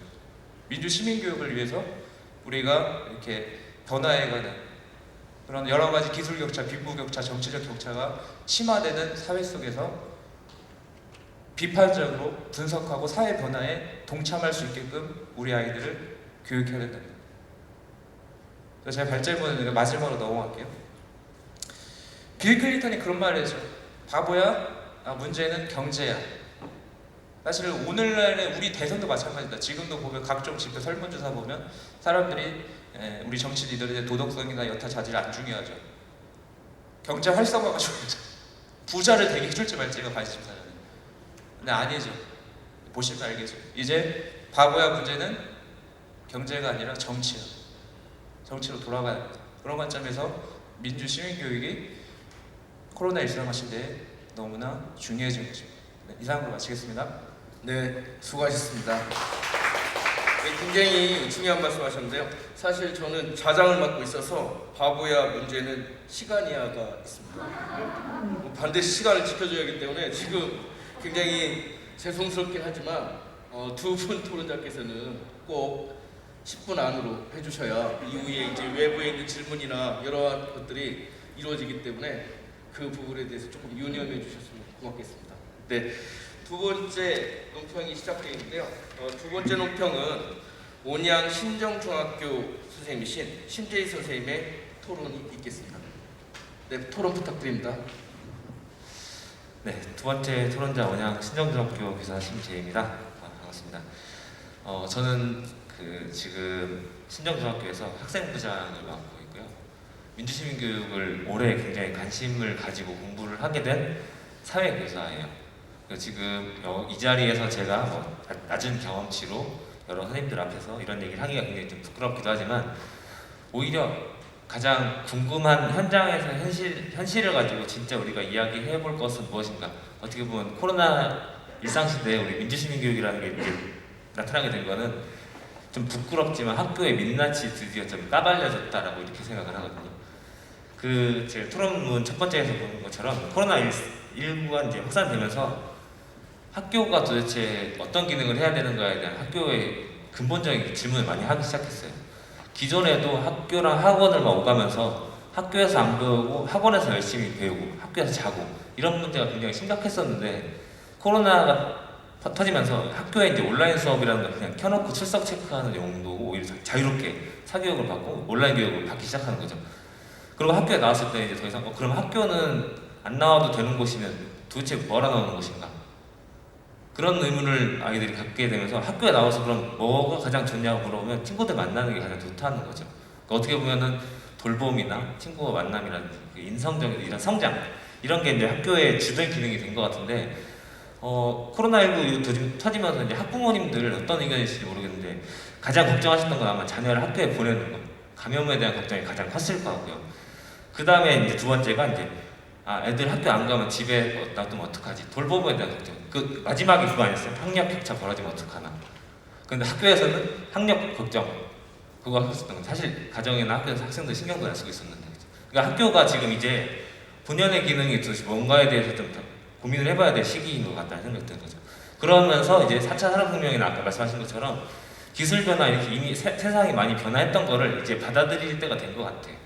거기에 맞춰서 새로운 이제 모습을 좀 보여야 될 것 같은데 여기에서 이제 뭐 민주시민 교육이라는 거를 좀 이야기하자면 제가 뭐 시간이 지금 이렇게 됐으니까 좀 발제하면 사실은 뭐 깊이가 없어서 제가 생각한 것만 좀 말씀드리자면 민주시민 교육을 위해서 지금 가장 우리가 시급하게 해야 되는 거는 학교 자체가 민주적인 공간으로 바뀌어야 된다는 거예요. 근데 불행하게도 교사가 민주시민 교육을 받아본 적이 없습니다. 저도 최근에 들어서 민주시민 교육을 막 강조하고 부서도 만들어지고 교재도 막 생겨나고 하지만 사실 이걸 가르칠 시간도 없고요. 현실 학교에서는 특정한 교과에서 하는 행동, 그렇죠? 그리고 그런 뭐 특정한 이념이나 가치나 이런 것들을 주로 발제자님 하신 것처럼 뭐 인성교육이나 가치교육으로 이렇게 취급하기도 하지만 오히려 그렇게만 봐줘도 굉장히 고마운 일인데 오히려 왜 자꾸 아이들한테 이런 걸 가르쳐가지고 학교를 조장하냐, 혼란스럽게 하냐 이런 취급을 받으면서 민주시민교육을 하기가 굉장히 부담스럽다는 거죠. 현장 교사가 옳은 얘기를 해도 이게 좀 전체 공동체에 뭔가 해가 될 것 같다는 그런 부담을 가지고 교육을 하게 된다면 그러면 그동안 우리가 학교가 하고 있었던 것들은 과연 옳은 일인가? 교사가 가르치는 건 뭘 가르치고 있었던 것인가를 고민을 해봐야 되는 거죠. 여기에서 기본적으로 저희가 가지고 있는 가정이 교사는 올바른 것을 학생들에게 가르친다는 거죠. 두 가지가 있죠. 올바른 것을 가르치고 있는가? 두 번째는 가르칠 수 있는가? 그런데 지금 우리가 이제 여기 선생님들이 아마 계시겠지만 예전에 처음에 주산 많이 하셨죠? 그렇죠? 이 시대도 계실 거예요. 주산 처음에 할 때 굉장히 어렵게 공부하는데 나중에 가면 뭐 생각도 안 하고 막 하잖아요. 컴퓨터 처음 나왔을 때 그거 도스랑 이거 공부하는 거 굉장히 어려웠는데 나중에 지금은 딴 생각하면서도 컴퓨터 잘 다루시잖아요. 그런데 스마트폰 처음 나왔을 때 기존에 이제 좀 연로하신 분들은 이거 쓰는 거 굉장히 부담스러웠었단 말이죠. 근데 지금 이 스마트폰은 학생들은 태어날 때부터 가지고 있어 굉장히 자유롭게 다뤄요. 이거를 어떤 용어로 전문적인 용어로 뭐 체화된 테크놀로지라고 하는데요. 주산이나 컴퓨터를 다루는 것처럼 지금 현 세대 학생들은 스마트폰이나 스마트 기기나 이런 거에 굉장히 친숙하기 때문에 이거를 어떻게 보면 당연하게 받아들이고 있다는 거죠. 여기에 맞춰서 그러면 학교가 이제 그 민주시민 교육을 하려면 교사가 체화돼 있어야 되는데 지금 불행하게도 학교라는 공간이 그 발제자님과 토론자님들 원고를 보면 똑같이 공통으로 나오는 거는 권력 구조가 여전히 비민주적인 권력 구조가 작용한다는 거예요. 어떻게 보면 뭐 관리자, 교사, 학생 이런 순서로 내려진 권력 구조 안에서 교사도 관리자도 학생도 모두 다 어떤 주체가 없는 누군가에 의한 그 폭력에 시달리고 있다는 거죠. 예를 들면 학교에서 이제 교사가 누군가를 이제 통제하고 관리하는 역할을 부여받았어요. 아마 여기 계시는 분들 다 그런 경험 있을 것 같은데 학생들은 규칙을 자꾸 뭐 어기려고 하고 생활 규정을 지키지 않기 때문에 이걸 자꾸 단속을 해야 되는 교사의 뭐 고충 다 아시겠지만 사실은 그 생활 규정 자체가 과연 꼭 지키게 해야 되는 것인가에 대한 의문을 우리가 가져보지 않아요. 준법을 굉장히 예전 법교육에서도 준법이 굉장히 주가 됐었는데 요즘에는 준법보다 그 법에 대한 탐구나 이게 왜 만들어진지 그 과정을 되게 중요하게 여기잖아요. 근데 현실에서 가장 많이 부딪히는 건 그거예요. 왜 규칙을 안 지키는데 그 반은 애들은 저 반은 잘하는데 왜 그쪽 반은 못하냐 이런 지적들인 거죠. 사실은 교사 자기 신념으로도 이게 민주적으로 과연 옳은가 아니면 올바른 가치를 가르치고 있는 거에 대한 고민을 해봐야 되는데 전체가 하기로 하면은 그걸 따라가지 못하면 굉장히 무능하거나 전체에 해를 끼치는 교사. 잘하는 사람은 조용하게 학교를 잘 통제하는 사람은 유능한 교사. 이런 취급을 받고 있다는 게 지금 민주시민교육을 가르치는 교사에 굉장히 폭력적이라는 거죠. 자기 신념과 배반되는 부분을 가르쳐야 되기 때문에. 그래서 어떻게 보면 학교에서 그동안 유능한 교사라고 하면은 학생이 아침에 등교해서 갈 때까지 조용히 있다가 아무 일도 없이 가는 게 가장 유능한 교사였는데요. 그런 관점에서 본다면 어떠한 의견도 제기하지 않고 학교에 조용히 잠만 자다 간 학생은 굉장히 성실하고 착한 학생이고요. 자기 의견을 제시하는, 우리가 민주시민교육을 해야 된다고 지금 얘기하는데 이거 문제가 있지 않나요라고 이의 제기한 학생들이 굉장히 시끄럽고 분란을 조작하는, 공동체에 해를 끼치는 학생이란 말이죠. 그렇게 보면 학생들은 와서 잠을 자고 있는 그런, 어떻게 보면 조용히 통제에 따른 쇼를 하고 있는 거고요. 그 쇼에 만족하고 있는 거죠, 교사는. 반대로 보면 교사가 학생을 조용히 시키고 수업을 하는 거는 어떻게, 학생 입장에서 보면 교사가 학생을 위해 잘 마련해놓은 쇼를 보는 거예요. 근데 쇼는 재미라도 있어야 되잖아요. 그렇죠? 수업이 재밌으면 좋은데 그 쇼도 되게 재미가 없단 말이죠. 그렇기 때문에 자꾸 뭔가 자기 의견을 돌파하고 하는 걸 찾아야 되는데, 학생이 유일하게 지금 권리를 내세우고 돌파할 수 있는 거는 학교 끝나고 갈 때거든요. 아침에 등교했을 때부터 끝날 때까지 계속 통제를 따르고 있고요. 그렇기 때문에 학교라는 공간이 먼저 준법이나 이런 것만 가르치는 게 아니라 정말 그 자기 의견을 개진하고 그런 기회를 줄 수 있는 민주적인 공간인가, 학생에게. 그러려면 선생님도 그 똑같은 과정을 경험해야 되는데요. 우리 그런 얘기 많이 하잖아요. 교사가 행복해야 학생이 행복하다. 근데 교사가 지금 내가 생각하고도 옳지 않은 것들을 계속 공동체가 합의했다고 해서 계속 강요하고 있는, 그걸 강조하는 교사가 굉장히 불행하거든요. 근데 그러려면 그 권력 구조나 이런 것들, 기존에 해체해야 되는 것들에 대해서 자유롭게 이야기할 수 있는 분위기가 필요하다는 거죠. 그래서 교사를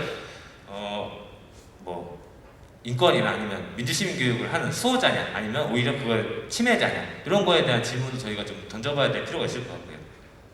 그래서 이제 학교에서 이제 교사의 역할이 공적인 어떤 의무를 전달하는 그런 역할이라면, 그걸 통해서 학생들의 기본의 권리나 시민교육에 위반되는 것들을 강요할 권리는 없다는 거예요. 거기에 대해서 좀 많은 공감이 필요한데, 방금 지금 제가 말씀드리는 이 얘기를 들으면서 이제 불편하다고 생각하시는 분들 많이 계실 겁니다. 어떻게 보면 저는 학교를 힘들게 하는 교사 그런 관점에서 본다면. 근데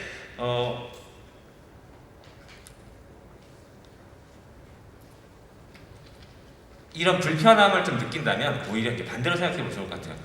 공동체가 합의해서 잘 지켜지는 것들을 자꾸 분란을 조장하는 교사가 이 공동체 합의를 따라가면서 느끼는 그 소수가 느끼는 그 좌절감과 이 폭력에 서 시달리는 감정, 그거를 학생들한테 가르친다고 했을 때 학생들은 과연 올바른 것들을 배울까, 아니면 그 배려나 민주시민이라고 해서 교육을 한다는 그런 것들에 대해서 굉장히 위선적으로 받아들이진 않을까, 이런 고민들을 좀 우리가 해봐야 될 필요가 있을 것 같다는 생각이 듭니다. 그래서 지금 마지막으로 말씀드리자면 중요한 건 학생과 마찬가지로 교사도 학교에서 민주적인 분위기에 대해서 교사 자치가 가장 필요하다는 것이고요. 학생과 마찬가지로 교사도 사전에 충분한 정보가 공개를 받아야 되는 거고, 아까 여기 발제자님 말씀하신 것처럼 교무회의 것처럼 그 열린 회의에서 다 같이 이야기할 수 있는 그런 기회가 필요한 것 같아요. 사전에 자기들끼리 이렇게 판을 짜놓고 와서 형식적으로 투표만 하는 게 아니라 그런 공간이 필요하다는 생각을 들고요. 좀 시간이 다 된 것 같아가지고 여기서 그냥 마무리하도록 하겠습니다.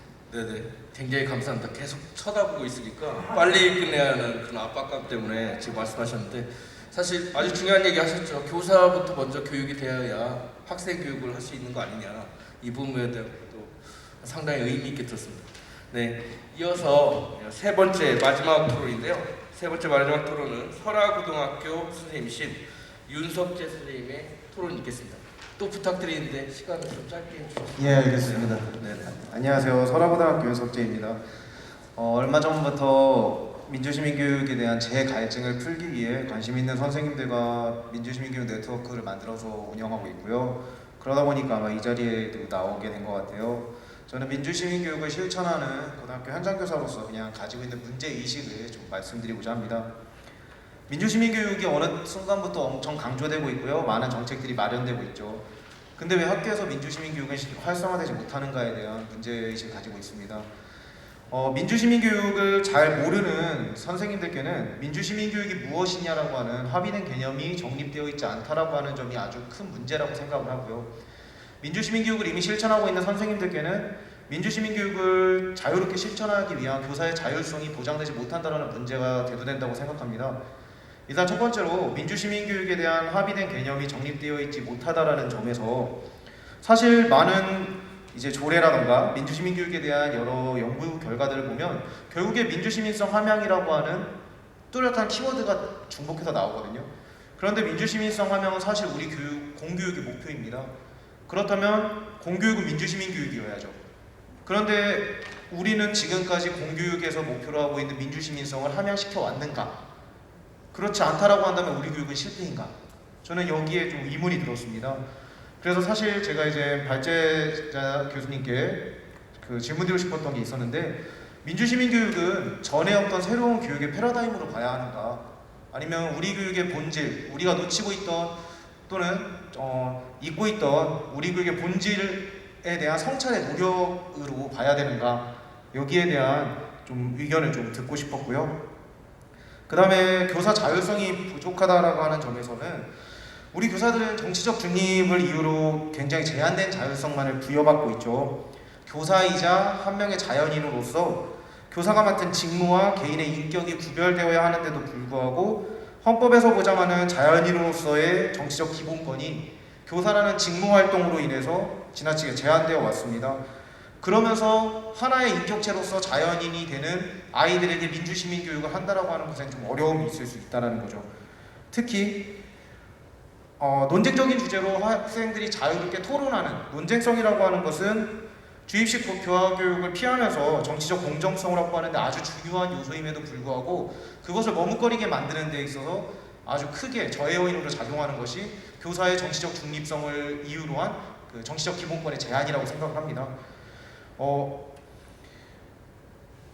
우리 교육이 지금 교사의 정치적 중립성, 교육의 중립성이라고 하는 이야기를 하고 있는데 사실 정치적 중립성과 공정성은 구별되어야 되지 않는가라고 하는 생각을 가지고 있는데요. 이와 관련돼서 또 사실 질문드리고 싶었던 게 우리 교육은 교육의 중립성을 지향하는 것이냐 아니면 탈정치화가 되어 있는 것인가 저는 사실 탈정치화의 성격이 강하다고 보고 있기 때문에 탈정치화된 교실 안에서 민주시민교육을 한다는 것에 아주 큰 이제 어려움이 있다라고 판단을 하고 있습니다. 그래서 거기에 대한 생각을 좀 여쭙고 싶습니다. 발제문에 대한 의견 몇 가지만 좀 말씀드리겠습니다. 민주주의에 대한 올바른 이해교육이 필요하다고 말씀하셨는데요. 동의하는 바입니다.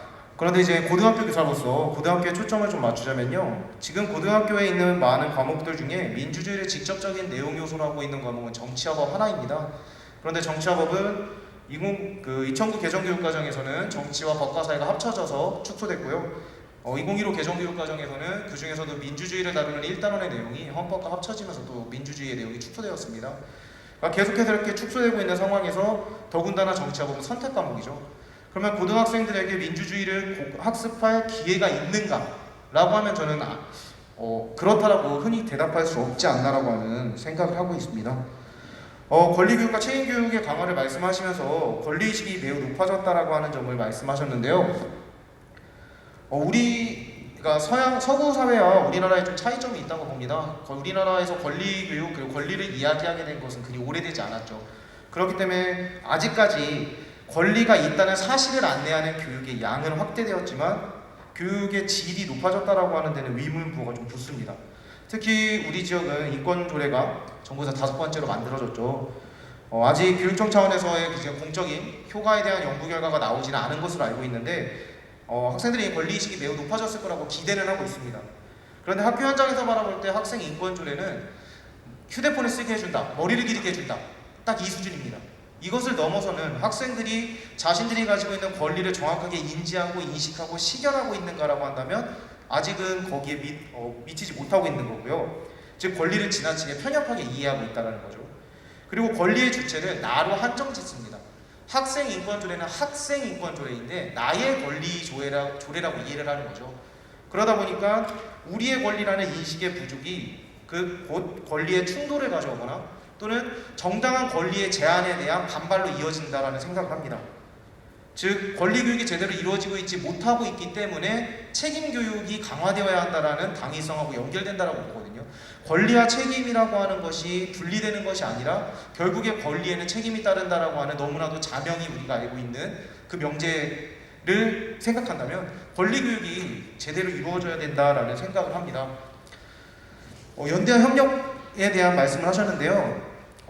저도 동의를 하는 바고요. 그런데 이제 문제 해결이라던가 뭐 어떤 웰빙, 좋은 삶을 위한, 즉 어떤 결과물을 위한 연대와 협력보다는 민주공화국이라고 하는 이 정치 체제 국가 형태에서는 모든 시민은 더불어 존재하는 공동체 안에서 동등한 자격을 갖춘 주인이 됩니다. 따라서 연대와 협력은 어떤 목적 없이도 당연히 이루어져야 하는 그런 민주공화국을 이루기 위한 필수 조건이 되는데요. 그렇기 때문에 고등학교에서는 어려운 것 같습니다. 고등학교 아이들에게는 당장의 대입이라고 하는 결과물이 이제 중요한 요소이고, 그렇기 때문에 당연히 해야 한다, 자명하다라고 하는 어떤 주제에 대한 동기부여는 잘 이루어지지 않습니다. 그래서 고등학교에서 생기부라고 하는 그런 열매를 던져주지 않은 상태에서 연대와 협력을 내면화할 수 있는 그런 경험을 어떻게 제공할 수 있을까에 대한 좀 고민이 듭니다. 마지막으로 학생자치와 교사자치에 대한 이야기 공감하는 바고요. 학교에서 아직까지 학생자치는 시혜적입니다. 학생들에게 의견을 개진할 기회를 제공한다. 동등한 위치에서 자유롭게 토론할 수 없다는 거죠. 시간이 좀 부족해서 거기에 대해서 혹시 이야기 나올 기회가 있으면 더 말씀드리고요. 코로나가 되고 나서 원격 수업 이렇게 하라고 했을 때 어떻게 하지라는 생각 많이 했는데 우리 선생님들 잘 해냈잖아요. 아마 민주시민 교육도 똑같을 거라고 생각합니다. 어려움이 있지만 선생님들의 힘으로 잘 정착해 나갈 수 있지 않을까 기대를 해봅니다. 이상입니다. 네네, 감사드립니다. 네. 사실 지금 현재 시간이 남아있는 게 23분 정도 남아있어서요. 그 토론자들의 질문에 모두 발제자께서 대답하기는 쉽지 않을 것 같아서 제가 자장의 권한으로 조금 주제를 줄이도록 할 건데요. 세 분 다 동일하게 얘기하는 것이 바로 민주주의 또는 민주시민교육이라고 이름으로 행해지는 많은 오해, 그런 많은 폭력적인 방법, 그리고 또 하나의 측면이 양적인 확대는 이루어졌는데 과연 그 질적인 깊이가 민주시민교육이나 이런 부분에서 이루어지고 있느냐, 이 얘기가 공통적으로 나오고 있어서 이에 대한 얘기를 먼저 해주시고 그 나머지 얘기를 답안을 해주시는 게 좋을 것 같습니다. 또 외부에서도 지금 질문이 들어와서 그에 대한 질문도 이따가 하나 부탁드리도록 하겠습니다. 예, 부족한 발전에 대해서 더 예리한 논평과 토론해 주셔서 감사합니다. 몇 가지 먼저 간단히 말씀을 드리면, 어쨌든 그 민주시민교육에 대한 관심들이 많이 증가를 하고 있긴 한데 여전히 학교의 구조나 또는 제도 자체가 민주적이지 못해서 현실적으로 어려움을 겪고 있는 부분은 사실입니다. 그러니까 그런 부분들은 앞에서 말씀드린 것처럼 선생님들이 또는 그 시도교육청이나 이런 통해 가지고 같이 민주적인 제도를 만드는 것도 필요할 것 같고, 구체적으로 아까 말씀드린 것처럼 교무회의 같은 경우도 충분히 자치조례를 통해 가지고 민주적인 방식으로 학교를 운영할 수 있게끔 하는 노력들이 필요할 것 같습니다. 그 다음에 이제 김한희 선생님께서 지적해 주신 것처럼 우리가 그 민주주의 얘기할 때 문제가 되는 것은 사실은 정치이기도 하지만 그 뒤에 정치를 움직이는 게 돈입니다.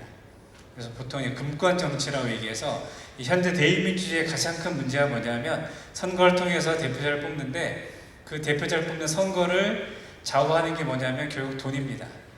그 돈줄을 대는 자본가, 기업가에 의해서 정치가 좌우되는 그런 현상들이 갈수록 더 심해지기 때문에 이 부분을 어떻게 해결할 거냐가 중요합니다.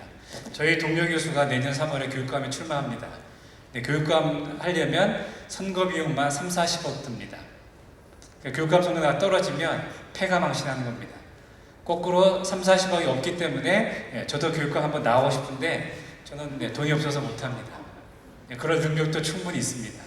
근데 못하는 거예요. 결국 돈이 없으니까 민주주의에서 능력 있는 사람이 하는 게 아니라 돈이 있는 사람, 돈줄을 끌고 모을 수 있는 사람이 정치를 하는 그런 심각한 문제들이 발생을 하고 있고, 또 한 가지는 저희가 이제 민주주의를 얘기할 때 최근에 그 마이클 샌들 교수가 얘기했던 것처럼 공정하다는 착각이라는 책을 보시면 능력주의라는 걸 강조하고 있는데 실제로 그거는 미신입니다. 신화이지 우리 사회가 정말 능력주의에서 되느냐, 그렇지 않다는 거죠. 결국은 돈에 의해서 좌우됩니다.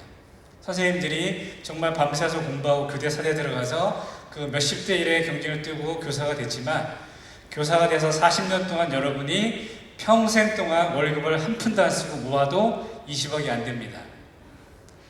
그런데 국회의원 아들이기 때문에 몇 년 근무했는데 퇴직금이 50억입니다. 서울 강남에 집 샀는데 몇 년 사이에 몇십억이 올라갑니다.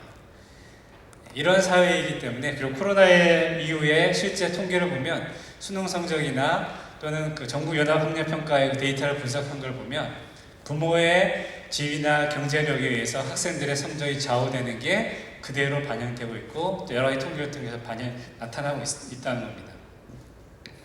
그 다음에 이제 심재희 선생님이 지적하신 것처럼 이 학교의 학생에 대한 관점을 좀 바꾸는 게 필요할 것 같습니다. 저희가 민주시민교육 할 때 어린 학생들이 뭘 알아, 어린 학생들이 뭘 할 수 있어 라고 생각할 수 있는데, 초등학생도 합니다. 초등학생 수준에서 하면 되는 거예요. 초등학생 수준에서 민주주의에 맞게끔 자기들이 해보면 되는 거고, 우리가 어른의 관점에서 이게 미달하기 때문에 초등학생이 뭘 할 수 있어, 그러니까 선생님이 시킨 대로 해 라고 하면 민주시민교육이 제대로 될 수 없다는 겁니다. 초등학생은 초등학교 수준에서, 중학생은 중학교 수준에서 민주주의를 나름대로 경험하면서 실천할 수 있게끔 교육하는 게 필요하지 않을까 생각을 합니다.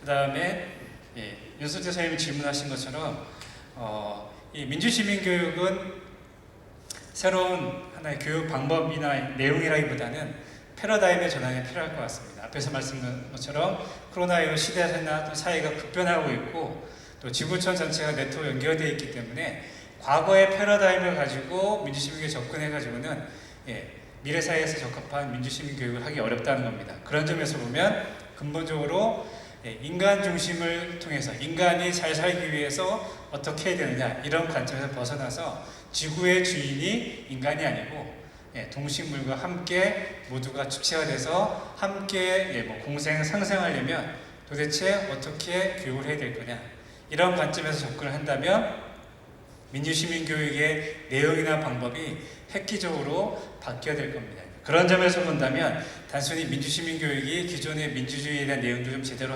가르치고 교수 방법을 좀 민주로 하고 토론 수업을 하고 이런 형태가 아니라 근본적인 선생님들, 학생들의 관점이나 가치관을 좀 바꾸는 게 필요하지 않을까 생각합니다. 그 다음에 이제 현실적으로 민주시민교육 할 때 우리나라에서 가장 심각한 문제 중에 하나는 교사의 정치적 중립성 문제입니다. 이게 이제 초중등 교육법이나 우리나라 공직선거법에 교사의 정치적 중립이 명시되어 있고, 특히 선거와 관련해서 잘못된 행동하거나 발언을 하시면 형사처벌받는 그런 문제가 생깁니다. 그래서 이제 이런 논의들이 기본적으로 우리나라의 경우에는 초중등 교육법이나 공직선거법을 좀 개정하는 작업이 필요합니다. 그러지 않으면 여전히 학교 현장에서 VTS 바에서 얘기했던 논쟁성을 제기해서 논쟁 문제를 수업에 다루었을 때 선생님이 여러 가지 위험을 감수해야 되는 그런 부분들이 있기 때문에, 어쨌든 학교에서 선생님들이 마음껏 정치 문제, 논쟁 문제를 가지고 수업을 하시려면 기본적으로 관련 법률들을 좀 개정하는 게 필요하고, 두 번째는 이 중립성이라는 개념 대신에 그래서 공정성이라는 개념으로 바꾸는 게 필요합니다. 그러니까 교사에게는 중립성이 중요한 게 아니고 공정성만 갖추면 된다는 겁니다. 정치적 중립성 하면 실제로 수업 시간에 논쟁 문제와 정치 문제를 다루기 어렵습니다. 그게 2019년도 인원고 사태 논란에서 여러 가지 됐던 것처럼 정치적 중립성을 강조하다 보니까 논쟁 문제 다루는 것 자체가 중립성에 위반되는 그런 부분이 될 수 있는데, 공정성으로 바꾸면 얼마든지 논쟁 문제를 다룰 수 있습니다. 다만 논쟁 문제를 다루실 때 한쪽에 치우치지 않는 형태로 공정하게 자료를 주고 보수 진보 여당 야당과 관련된 자료들을 충분히 주고 학생들이 토론할 수 있게 공정하게 다루기만 하면 되기 때문에, 그런 점에서 이 민주시민교육에서는 교사의 정치적 중립성이 아니라 정치적 공정성을 지키면 되는 형태로 바꾸면 되지 않을까 생각을 해봤습니다. 이상입니다. 너무 감사드립니다. 아주 중요한 얘기를 일목요연하게 잘 정리해 주셨는데요. 지금 외부 질문이 많이 나와서 사실상 질문을 몇 개 드리고자 합니다. 정찬웅 선생님께서 질문 주셨는데요. 충남은 소규모 학교가 많습니다. 소규모 학교는 민주시민 교육이 더욱 어려운데요. 몇 명 안 되기 때문입니다. 이에 대한 교육 방안, 대안이 궁금합니다. 그래서 그 온양 같은 그런 고등학교는 굉장히 커다란 학교이기 때문에 이 민주시민 교육이 일정 부분 이루어질 수 있다고 하지만 충남에 있는 소규모 학교에서는 상당히 어려운 상황이 있다. 그래서 발제자와 함께 세 번째 토론해 주신 윤석재 교수님께 두 분께 질문이 왔거든요. 한번 답해 주셨으면 좋겠습니다.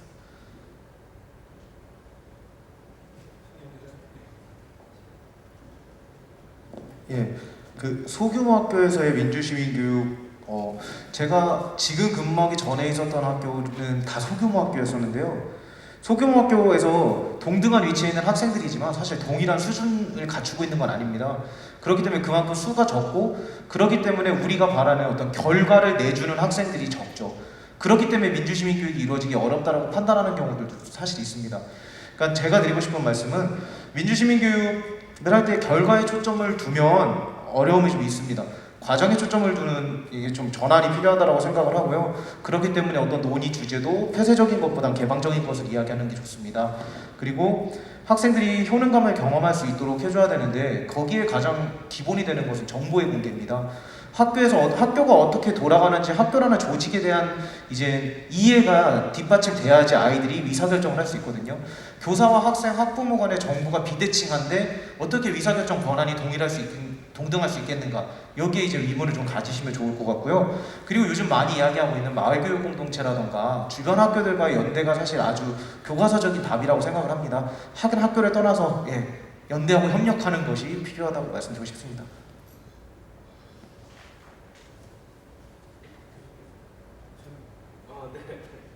네, 알겠습니다. 네, 또 다른 질문이 나와가지고요. 바로 말씀드리겠습니다. 조경산 선생님께서 질문해 주셨는데요. 민주시민의 가장 좋은 방법은 앞선 세대가 민주시민으로 살아가는 모습을 보여주는 것이라 생각합니다.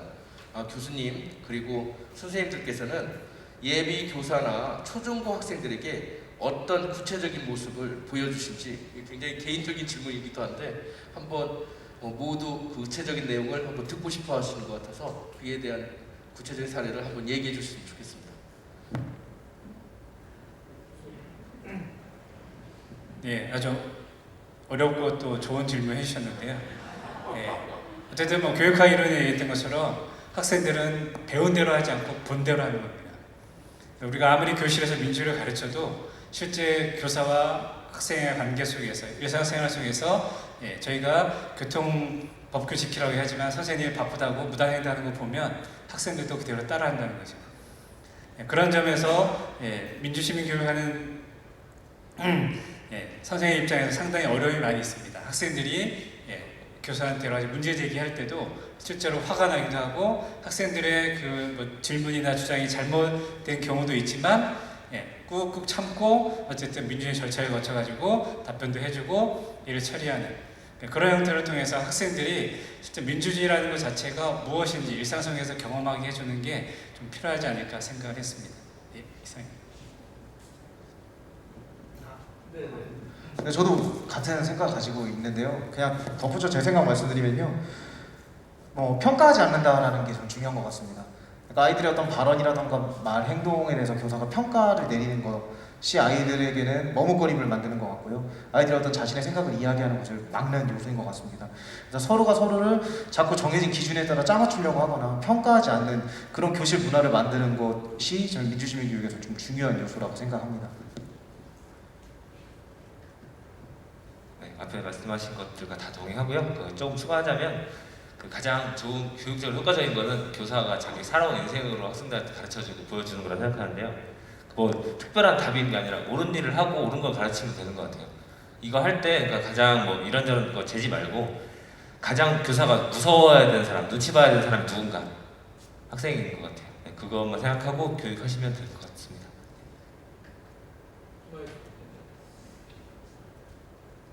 네, 관련해가지고 가장 이제 강조드리고 싶은 거는 사실은 저는 이제 지금 생태 위기에 대한 대응입니다. 사실은 기성세대가 그런 어떤 심각성을 인지를 못하고 있거든요. 그래서 그런 부분에 대해서 사실 저는 이제 기본적으로는 이 교육을 통해서 가능하다고 생각하지 않습니다. 저는 가능성보다 불가능성에 집중하는 사람이 하고 싶은 사람이 그걸 통해 또 새로운 상상이 가능하다고 생각하는데 그러니까 진로 교육만 하더라도 초등학교 때부터 학기 단위로 아이들한테 진로 제품 물어보죠. 사실 저는 그 오만함에 대해서 묻고 싶습니다. 사실 어른들도 자기 그 적성 고민하지 않아요? 잘 모릅니다. 30대 돼서 계속 고민해 이게 맞는 건지. 근데 아이들이 초등학교 1학년 때 과연 자기의 진로를 알 수 있을까요? 어른들이 그걸 점지해 줄 수 있을까요? 우리의 앞날도 모르는 이 10년 뒤에도 전혀 예측이 안 되는 이 시대를 아이들한테 이런 어떤 미래 목걸이 산업이 있으니 여기 가야 된다. 이런 유망한 진로를 우리가 잡아줄 수 있을까요? 저는 전혀 그렇게 생각하지 않습니다. 그런 어떤 그 아까도 4차 산업혁명 그 무비판적으로 사용하는 것에서 비판 드렸는데 그런 미래 교육 담론에서 제발 우리가 좀 벗어나야 되고 비판적으로 생각을 해야 되고 그런 말을 하는 사람들 보면 이미 일단 좀 이상하다고 생각하고 보셔야 돼요. 받아들일 게 아니고 그래서 저는 이제 그런 관점에서 그 한나 아렌트가 그런 말을 했습니다. 그 과거와 미래 사이라는 아주 좋은 책인데 그 기성세대는 절대로 미래에서 새로운 걸 만들어낼 수가 없다는 탄생성이라고 표현하는데 탄생성이라는 거는 기성세대에서 나올 수가 없다는 어디서 나오냐? 그런 새로운 세대로부터 탄생을 통해서부터 출현할 수밖에 없다는 기성세대 이해도 못해요. 그걸 미리 만들어주려고 하지 말라는 창의성이나 이런 것들 오만하게 미래를 예측하고 그거를 뭐 유망한 것들을 알려주지 않았으면 좋겠습니다. 아이들한테 맡겼으면 좋겠어요. 그게 우리가 앞으로 민주 시민교육이 됐든 미래교육이 됐든 생태 위기에 대응하는 법이 됐든 아이들이 세상을 보고 관여하게 하는 그게 이제 제가 말씀드린 리터러시의 관점인데 그런 그 전환이 있어야지 뭐 내용적으로 그건 중요한 것 같지 않습니다. 네, 다들 중요한 말씀하셨는데요. 사실 오늘 주제가 코로나 일상시대 충남 민주시민교육의 방향을 묻다잖아요. 이게 코로나의 문제가 바로 생태적 문제이기 때문에 민주시민교육은 바로 민주시민 자체로 끝나는 게 아니라 이 생태교육과 밀접한 연관 속에서 이해해야 한다. 이러한 논의가 계속적으로 드는데 저도 충분히 동감하고 있습니다. 또 이제 외부 말고 이제 참가하신 그 선생님들께서 또 교장 교감선생님께서 질문하실 게 있으면 내빈께 질문을 받아보고자 합니다. 네, 손 들어주시면 제가 마이크를 전달해드리고자 하는데요. 네, 의견 있으시면 질문해 주시기 바랍니다.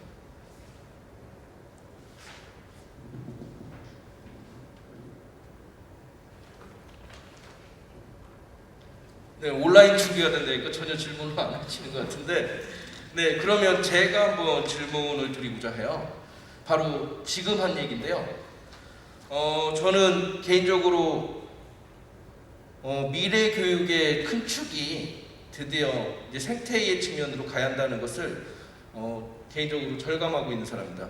그 하나의 예가 바로 유네스코에서 2030 요새 계속 교육 이야기를 하고 있는데 2050 프로젝트로 바로 내세운 것이 미래 생존을 위한 교육이거든요. 이제 생존을 얘기하는 상황이 됐는데 그때 있어서도 바로 민주시민 교육이나 또 세계시민 교육이나 분명히 재해석이 이루어져야 하고 그것을 같이 연관시켜야 하는 것도 오늘의 주제하고 밀접한 관련이 있다고 생각되는데요. 이와 관련해서 우리 저희 교수님하고 선생님들의 의견 한번 듣고자 합니다. 네, 교수님부터 먼저. 네네. 예, 그 지구촌 시대에 아주 좋은 문제 제기라고 생각합니다. 어쨌든 저희가 코로나를 통해서 실제 몸소 체험한 것은 우리만 잘해가지고 해결되는 게 아니고 결국 지구촌 전체가 다 같이 해결해야 돼 공동으로 연대해서 해결해야 된다는 거고 코로나도 보면 중국이냐 뭐 얘기도 있지만 실제로 제가 2019년도 이태리 갔을 때 이미 이태리에서도 이런 질병이 발생해서 상당히 위험한 상황이 있었습니다. 그리고 이런 것들이 결국은 인간이 무분별하게 자연을 개발하고 하면서 기후변화라든지 여러 가지 위기를 초래하면서 결국 생태계가 파괴되면서 이 동식물들이 인간 영역을 침입하기 때문에 이런 위험들이 더 증가한다고 볼 수 있습니다. 그러니까 근본적으로 지금까지의 교육은 인간을 중심에 놓고 인간이 잘 살기 위해서 자연환경을 어떻게 할 거냐, 환경 뭘 어떻게 할 거냐라고 했기 때문에 근본적으로 문제가 해결되지 않았다고 볼 수 있습니다. 결국 지구의 주인이 인간이라 생각하는 이 오만한 생각을 버리고 결국 인간보다 먼저 동식물이 먼저 존재했고 인간과 동식물이 지구의 똑같은 주인이기 때문에 함께 공존하거나 상생하기 위해서는 어떻게 해야 될 것이냐 이런 부분으로 접근해야 되고 그런 점에서 본다면 이 시민교육의 패러다임도 근본적으로 바뀌어야 되지 않을까라고 생각합니다. 다만 이 위기를 초래한 주범이 인간이기 때문에 인간이 이 문제를 해결하기 위해서는 어떻게 더 노력해야 될 것이냐라고 하는 것들을 생태계 측면에서 같이 좀 접근하고 노력하는 게 필요할 거고, 그렇다면 민주시민교육의 기본적인 내용이나 가르쳐야 될 가치나 이런 것들이 좀 달라질 것 같습니다. 이상입니다. 네, 사실 깊게 생각해보지 못해서 아주 옅은 그냥 당장 떠오르는 말씀을 드리겠습니다. 결국 생태교육이라고 하는 것은 인간과 인간을 둘러싸이는 모든 요소들을 다 이야기하는 것일 텐데요. 말씀하셨던 대로 환경이라던가 뭐 동식물과 같은 요소들 다 중요하다고 생각하고요. 근데 저는 우리 인간과 인간의 관계라고 하는 이 관계성이라고 하는 본질에 대한 이제 재정립과 고민이 무엇보다 중요하다는 생각을 합니다. 결국 지금 우리가 미래를 불투명하게 만드는 요소 중에는 당연히 이제 환경이라던가 이런 요소들도 있지만 결국에 사람과 사람 간에 나타나는 문제점들도 있다고 생각을 하거든요. 이제는 살아가는 데 있어서 그냥 생존하는 것이 아니라 더 나은 삶을 살기 위한 이제 욕구가 아주 충만한 상황이기 때문에 인간과 인간의 관계성의 회복, 그리고 인간과 여러 인간들을 전부 다 이제 존중하는 다양성의 이제 강화, 이런 것들이 저는 중요한 요소라고 생각을 합니다.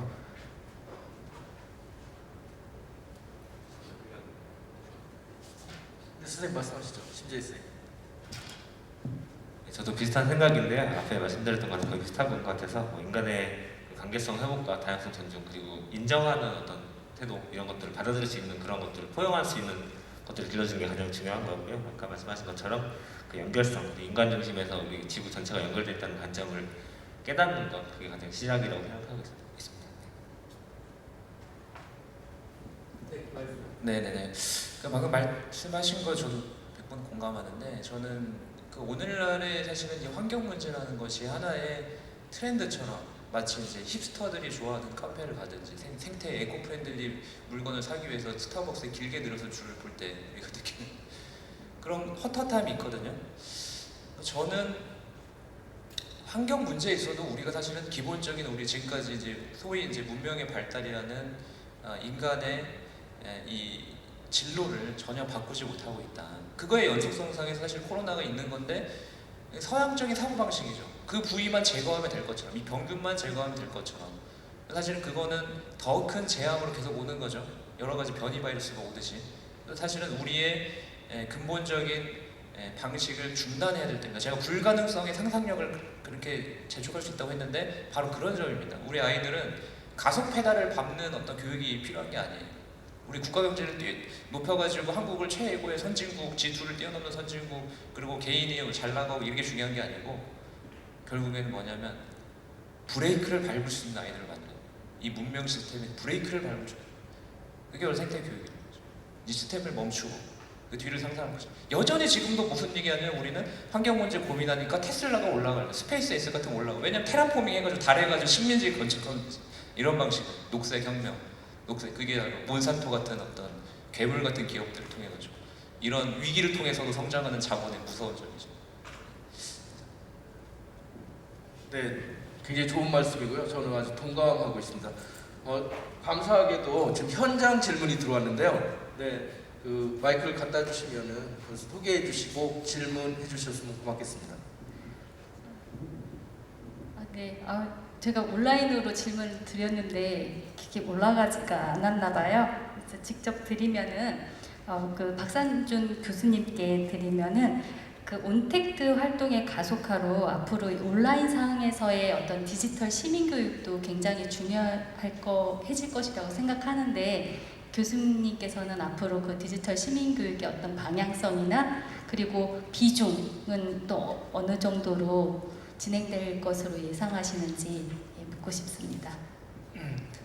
예, 앞으로 미래 사회에서는 그 디지털 기술이 발달하면서 어쨌든 그 현실뿐만 아니라 디지털 세계에서의 여러 가지 활동들이 증가할 거기 때문에, 아까 김한일 선생님도 지적했던 것처럼 디지털 리터러시에 대한 교육들이 상당히 중요할 겁니다. 소위 과거에는 정보 격차라고 했지만 요즘은 디지털 격차가 결국은 학생의 학습력 또는 학습 그 격차를 이어지기도 하고, 이게 결국 대학 진학, 앞으로 승진, 취업 이런 거 다 연결되기 때문에 그런 점에서 중요하다고 볼 수 있고요. 그 다음에 이 디지털 사회가 되면서 훨씬 더 과거보다 책임이 많이 요구된다는 겁니다. 예를 들면 저희처럼 지금 모여서 몇십 명이 모여서 그냥 얘기할 때 야, 박상준 교수 강의도 제대로 못하고 하다라고 해도 괜찮습니다. 요한에서만 떠들기 때문에 SNS에다가 그걸 올리시면 실시간으로 전 세계에 수많은 사람, 연결된 사람들한테 동시에 퍼지기 때문에 훨씬 더 많은 파급 효과를 가져오고 제가 완전히 학교에서 쫓겨 매장될 수 있는 그런 시대가 되어버렸습니다. 그렇기 때문에 훨씬 더 많은 책임이 요구된다는 겁니다. 그냥 카페에서 몇 명 모여서 뭐 대통령 요구를 할 수도 있고 뭐 할 수도 있는데 이거를 SNS에서 우리가 올리는 순간 실시간으로 수많은 사람들한테 영향을 미치기 때문에 그런 점에서 훨씬 더 책임에 대한 교육들이 강조가 되고 있고 강화되어야 될 그런 부분이 아닌가 생각을 합니다. 그리고 앞에서 메타버스 시대가 도래하고 있고 또 디지털이 훨씬 더 교육에 온라인 교육이든 어떤 형태로든지 간에 많이 영향을 미치고 이게 학교 현장에 들어올 거기 때문에 기본적으로 디지털 능력이 부족하면 결과적으로 그게 학습 능력이 떨어지게 되고 결국 학습 격차를 가져오는, 그래서 이 디지털에 의해서 학생의 성적이 좌우되고 대학 진학과 연결되는 이런 부분들이 발생할 가능성이 많기 때문에 그런 부분에 대한 교육들도 좀 더 강화되고 활성화되어야 될 것 같습니다. 이상입니다. 네, 감사합니다. 사실 이제 거의 시간이 돼가지고 이제 정리를 하고자 하는데요. 세계적인 미래학자 유발 하라리는 이렇게 말했습니다. 코로나 사태를 보면서 이 폭풍은 지나갈 것인데 이 폭풍은 분명 우리의 삶을 변화시킬 것이다, 이렇게 얘기했습니다. 끝날 것 같지만 언제 끝날지 모르는 이 코로나 사태가 분명히 우리의 삶과 교육을 변화시킬 것은 분명하고요. 또 그와 관련해 가지고 오늘 충남 바로 민주시민 교육, 또 미래 교육, 또 생태 교육, 아주 다양한 논의들과 이야기들이 나왔습니다. 굉장히 가치 있는 시간이라고 생각되고요. 오늘 발표를 해주신 전주교육대학교 박상준 교수님, 그리고 김한희 선생님, 심재희 선생님, 윤석재 선생님 모두 중요한 토론, 의미 있는 토론 해주셔서 감사하고요. 오늘 이와 관련해서 이제 학술대회 바로 이제 부분을 마치도록 하겠습니다. 참여해주신 분들 감사드립니다. 감사합니다.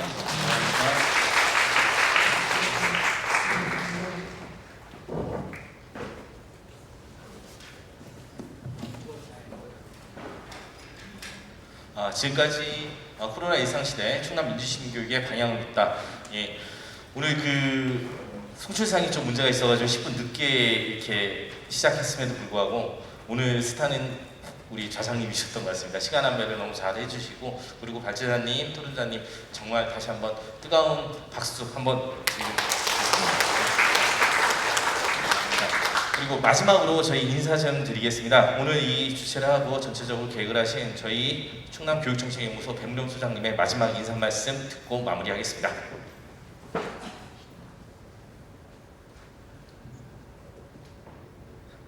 예, 안녕하세요. 교육정책연구소에 있는 배무령입니다. 예, 오늘 발제자로 수고해 주신 우리 박상준 교수님, 그리고 좌장으로 또 수고해 주신 이우진 교수님, 토론자로 참여해 주신 김한희 선생님, 그리고 심재희 선생님, 윤석재 선생님 고맙습니다. 또 민주시민교육에 깊은 관심을 가지고 이 대면으로 참석해 주시고 또 유튜브로 참석해 주신 우리 모든 분들 감사합니다.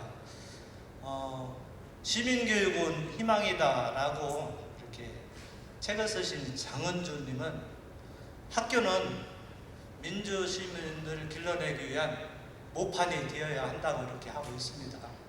그래서 오늘의 이 충남교육정책마당이 학교 민주시민교육의 작은 씨앗이 되기를 바랍니다. 코로나로 인해서 무엇보다 소중한 것은 건강이 이 자산이라고 생각합니다. 모두가 건강하시고 귀가하시는 길이 안전한 길이 되시길 바라면서 끝까지 참여해 주셔서 고맙습니다. 감사합니다. 네, 이것으로 충남 교육정책마당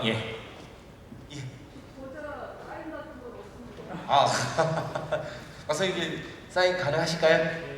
예, 그러면은 그거는 끝나고 나서 지금 박상준 교수님 책 사인 받으실 분은 오셔서 사인 받으시면 되겠습니다. 한 가지 안내 말씀드리고 예, 마무리하겠습니다. 오늘 토론에서도 얘기가 되게 많이 나왔는데요. 우리가 미래교육을 지금 좋은 남론으로 지금 고민을 하고 있습니다. 저희 정책연구소에서도 11월 26일 날 교육정책 30주년 기념 교육정책 토론회를 준비하고 있습니다. 예, 미래교육 사람의 자리를 같이 만들다 이제 가칭으로 지금 진행이 되고 있고요. 예, 그때 다시 뵙기를 기원합니다. 그리고 오늘 간식 같은 걸 못 챙겨드려서 너무 죄송한 마음에 저희가 조그맣게 간식을 준비했습니다. 가실 때 꼭 앞에서 받아가시기 바랍니다. 뒤에서 지금 딱 저렇게 준비했습니다. 가시면서 꼭 하나씩 받아가시면 좋겠습니다. 이상으로 2021년 하반기 충남 교육정책마당 포럼을 모두 마치겠습니다. 돌아가시는 길 안전하게 운전하시기 바랍니다. 고맙습니다.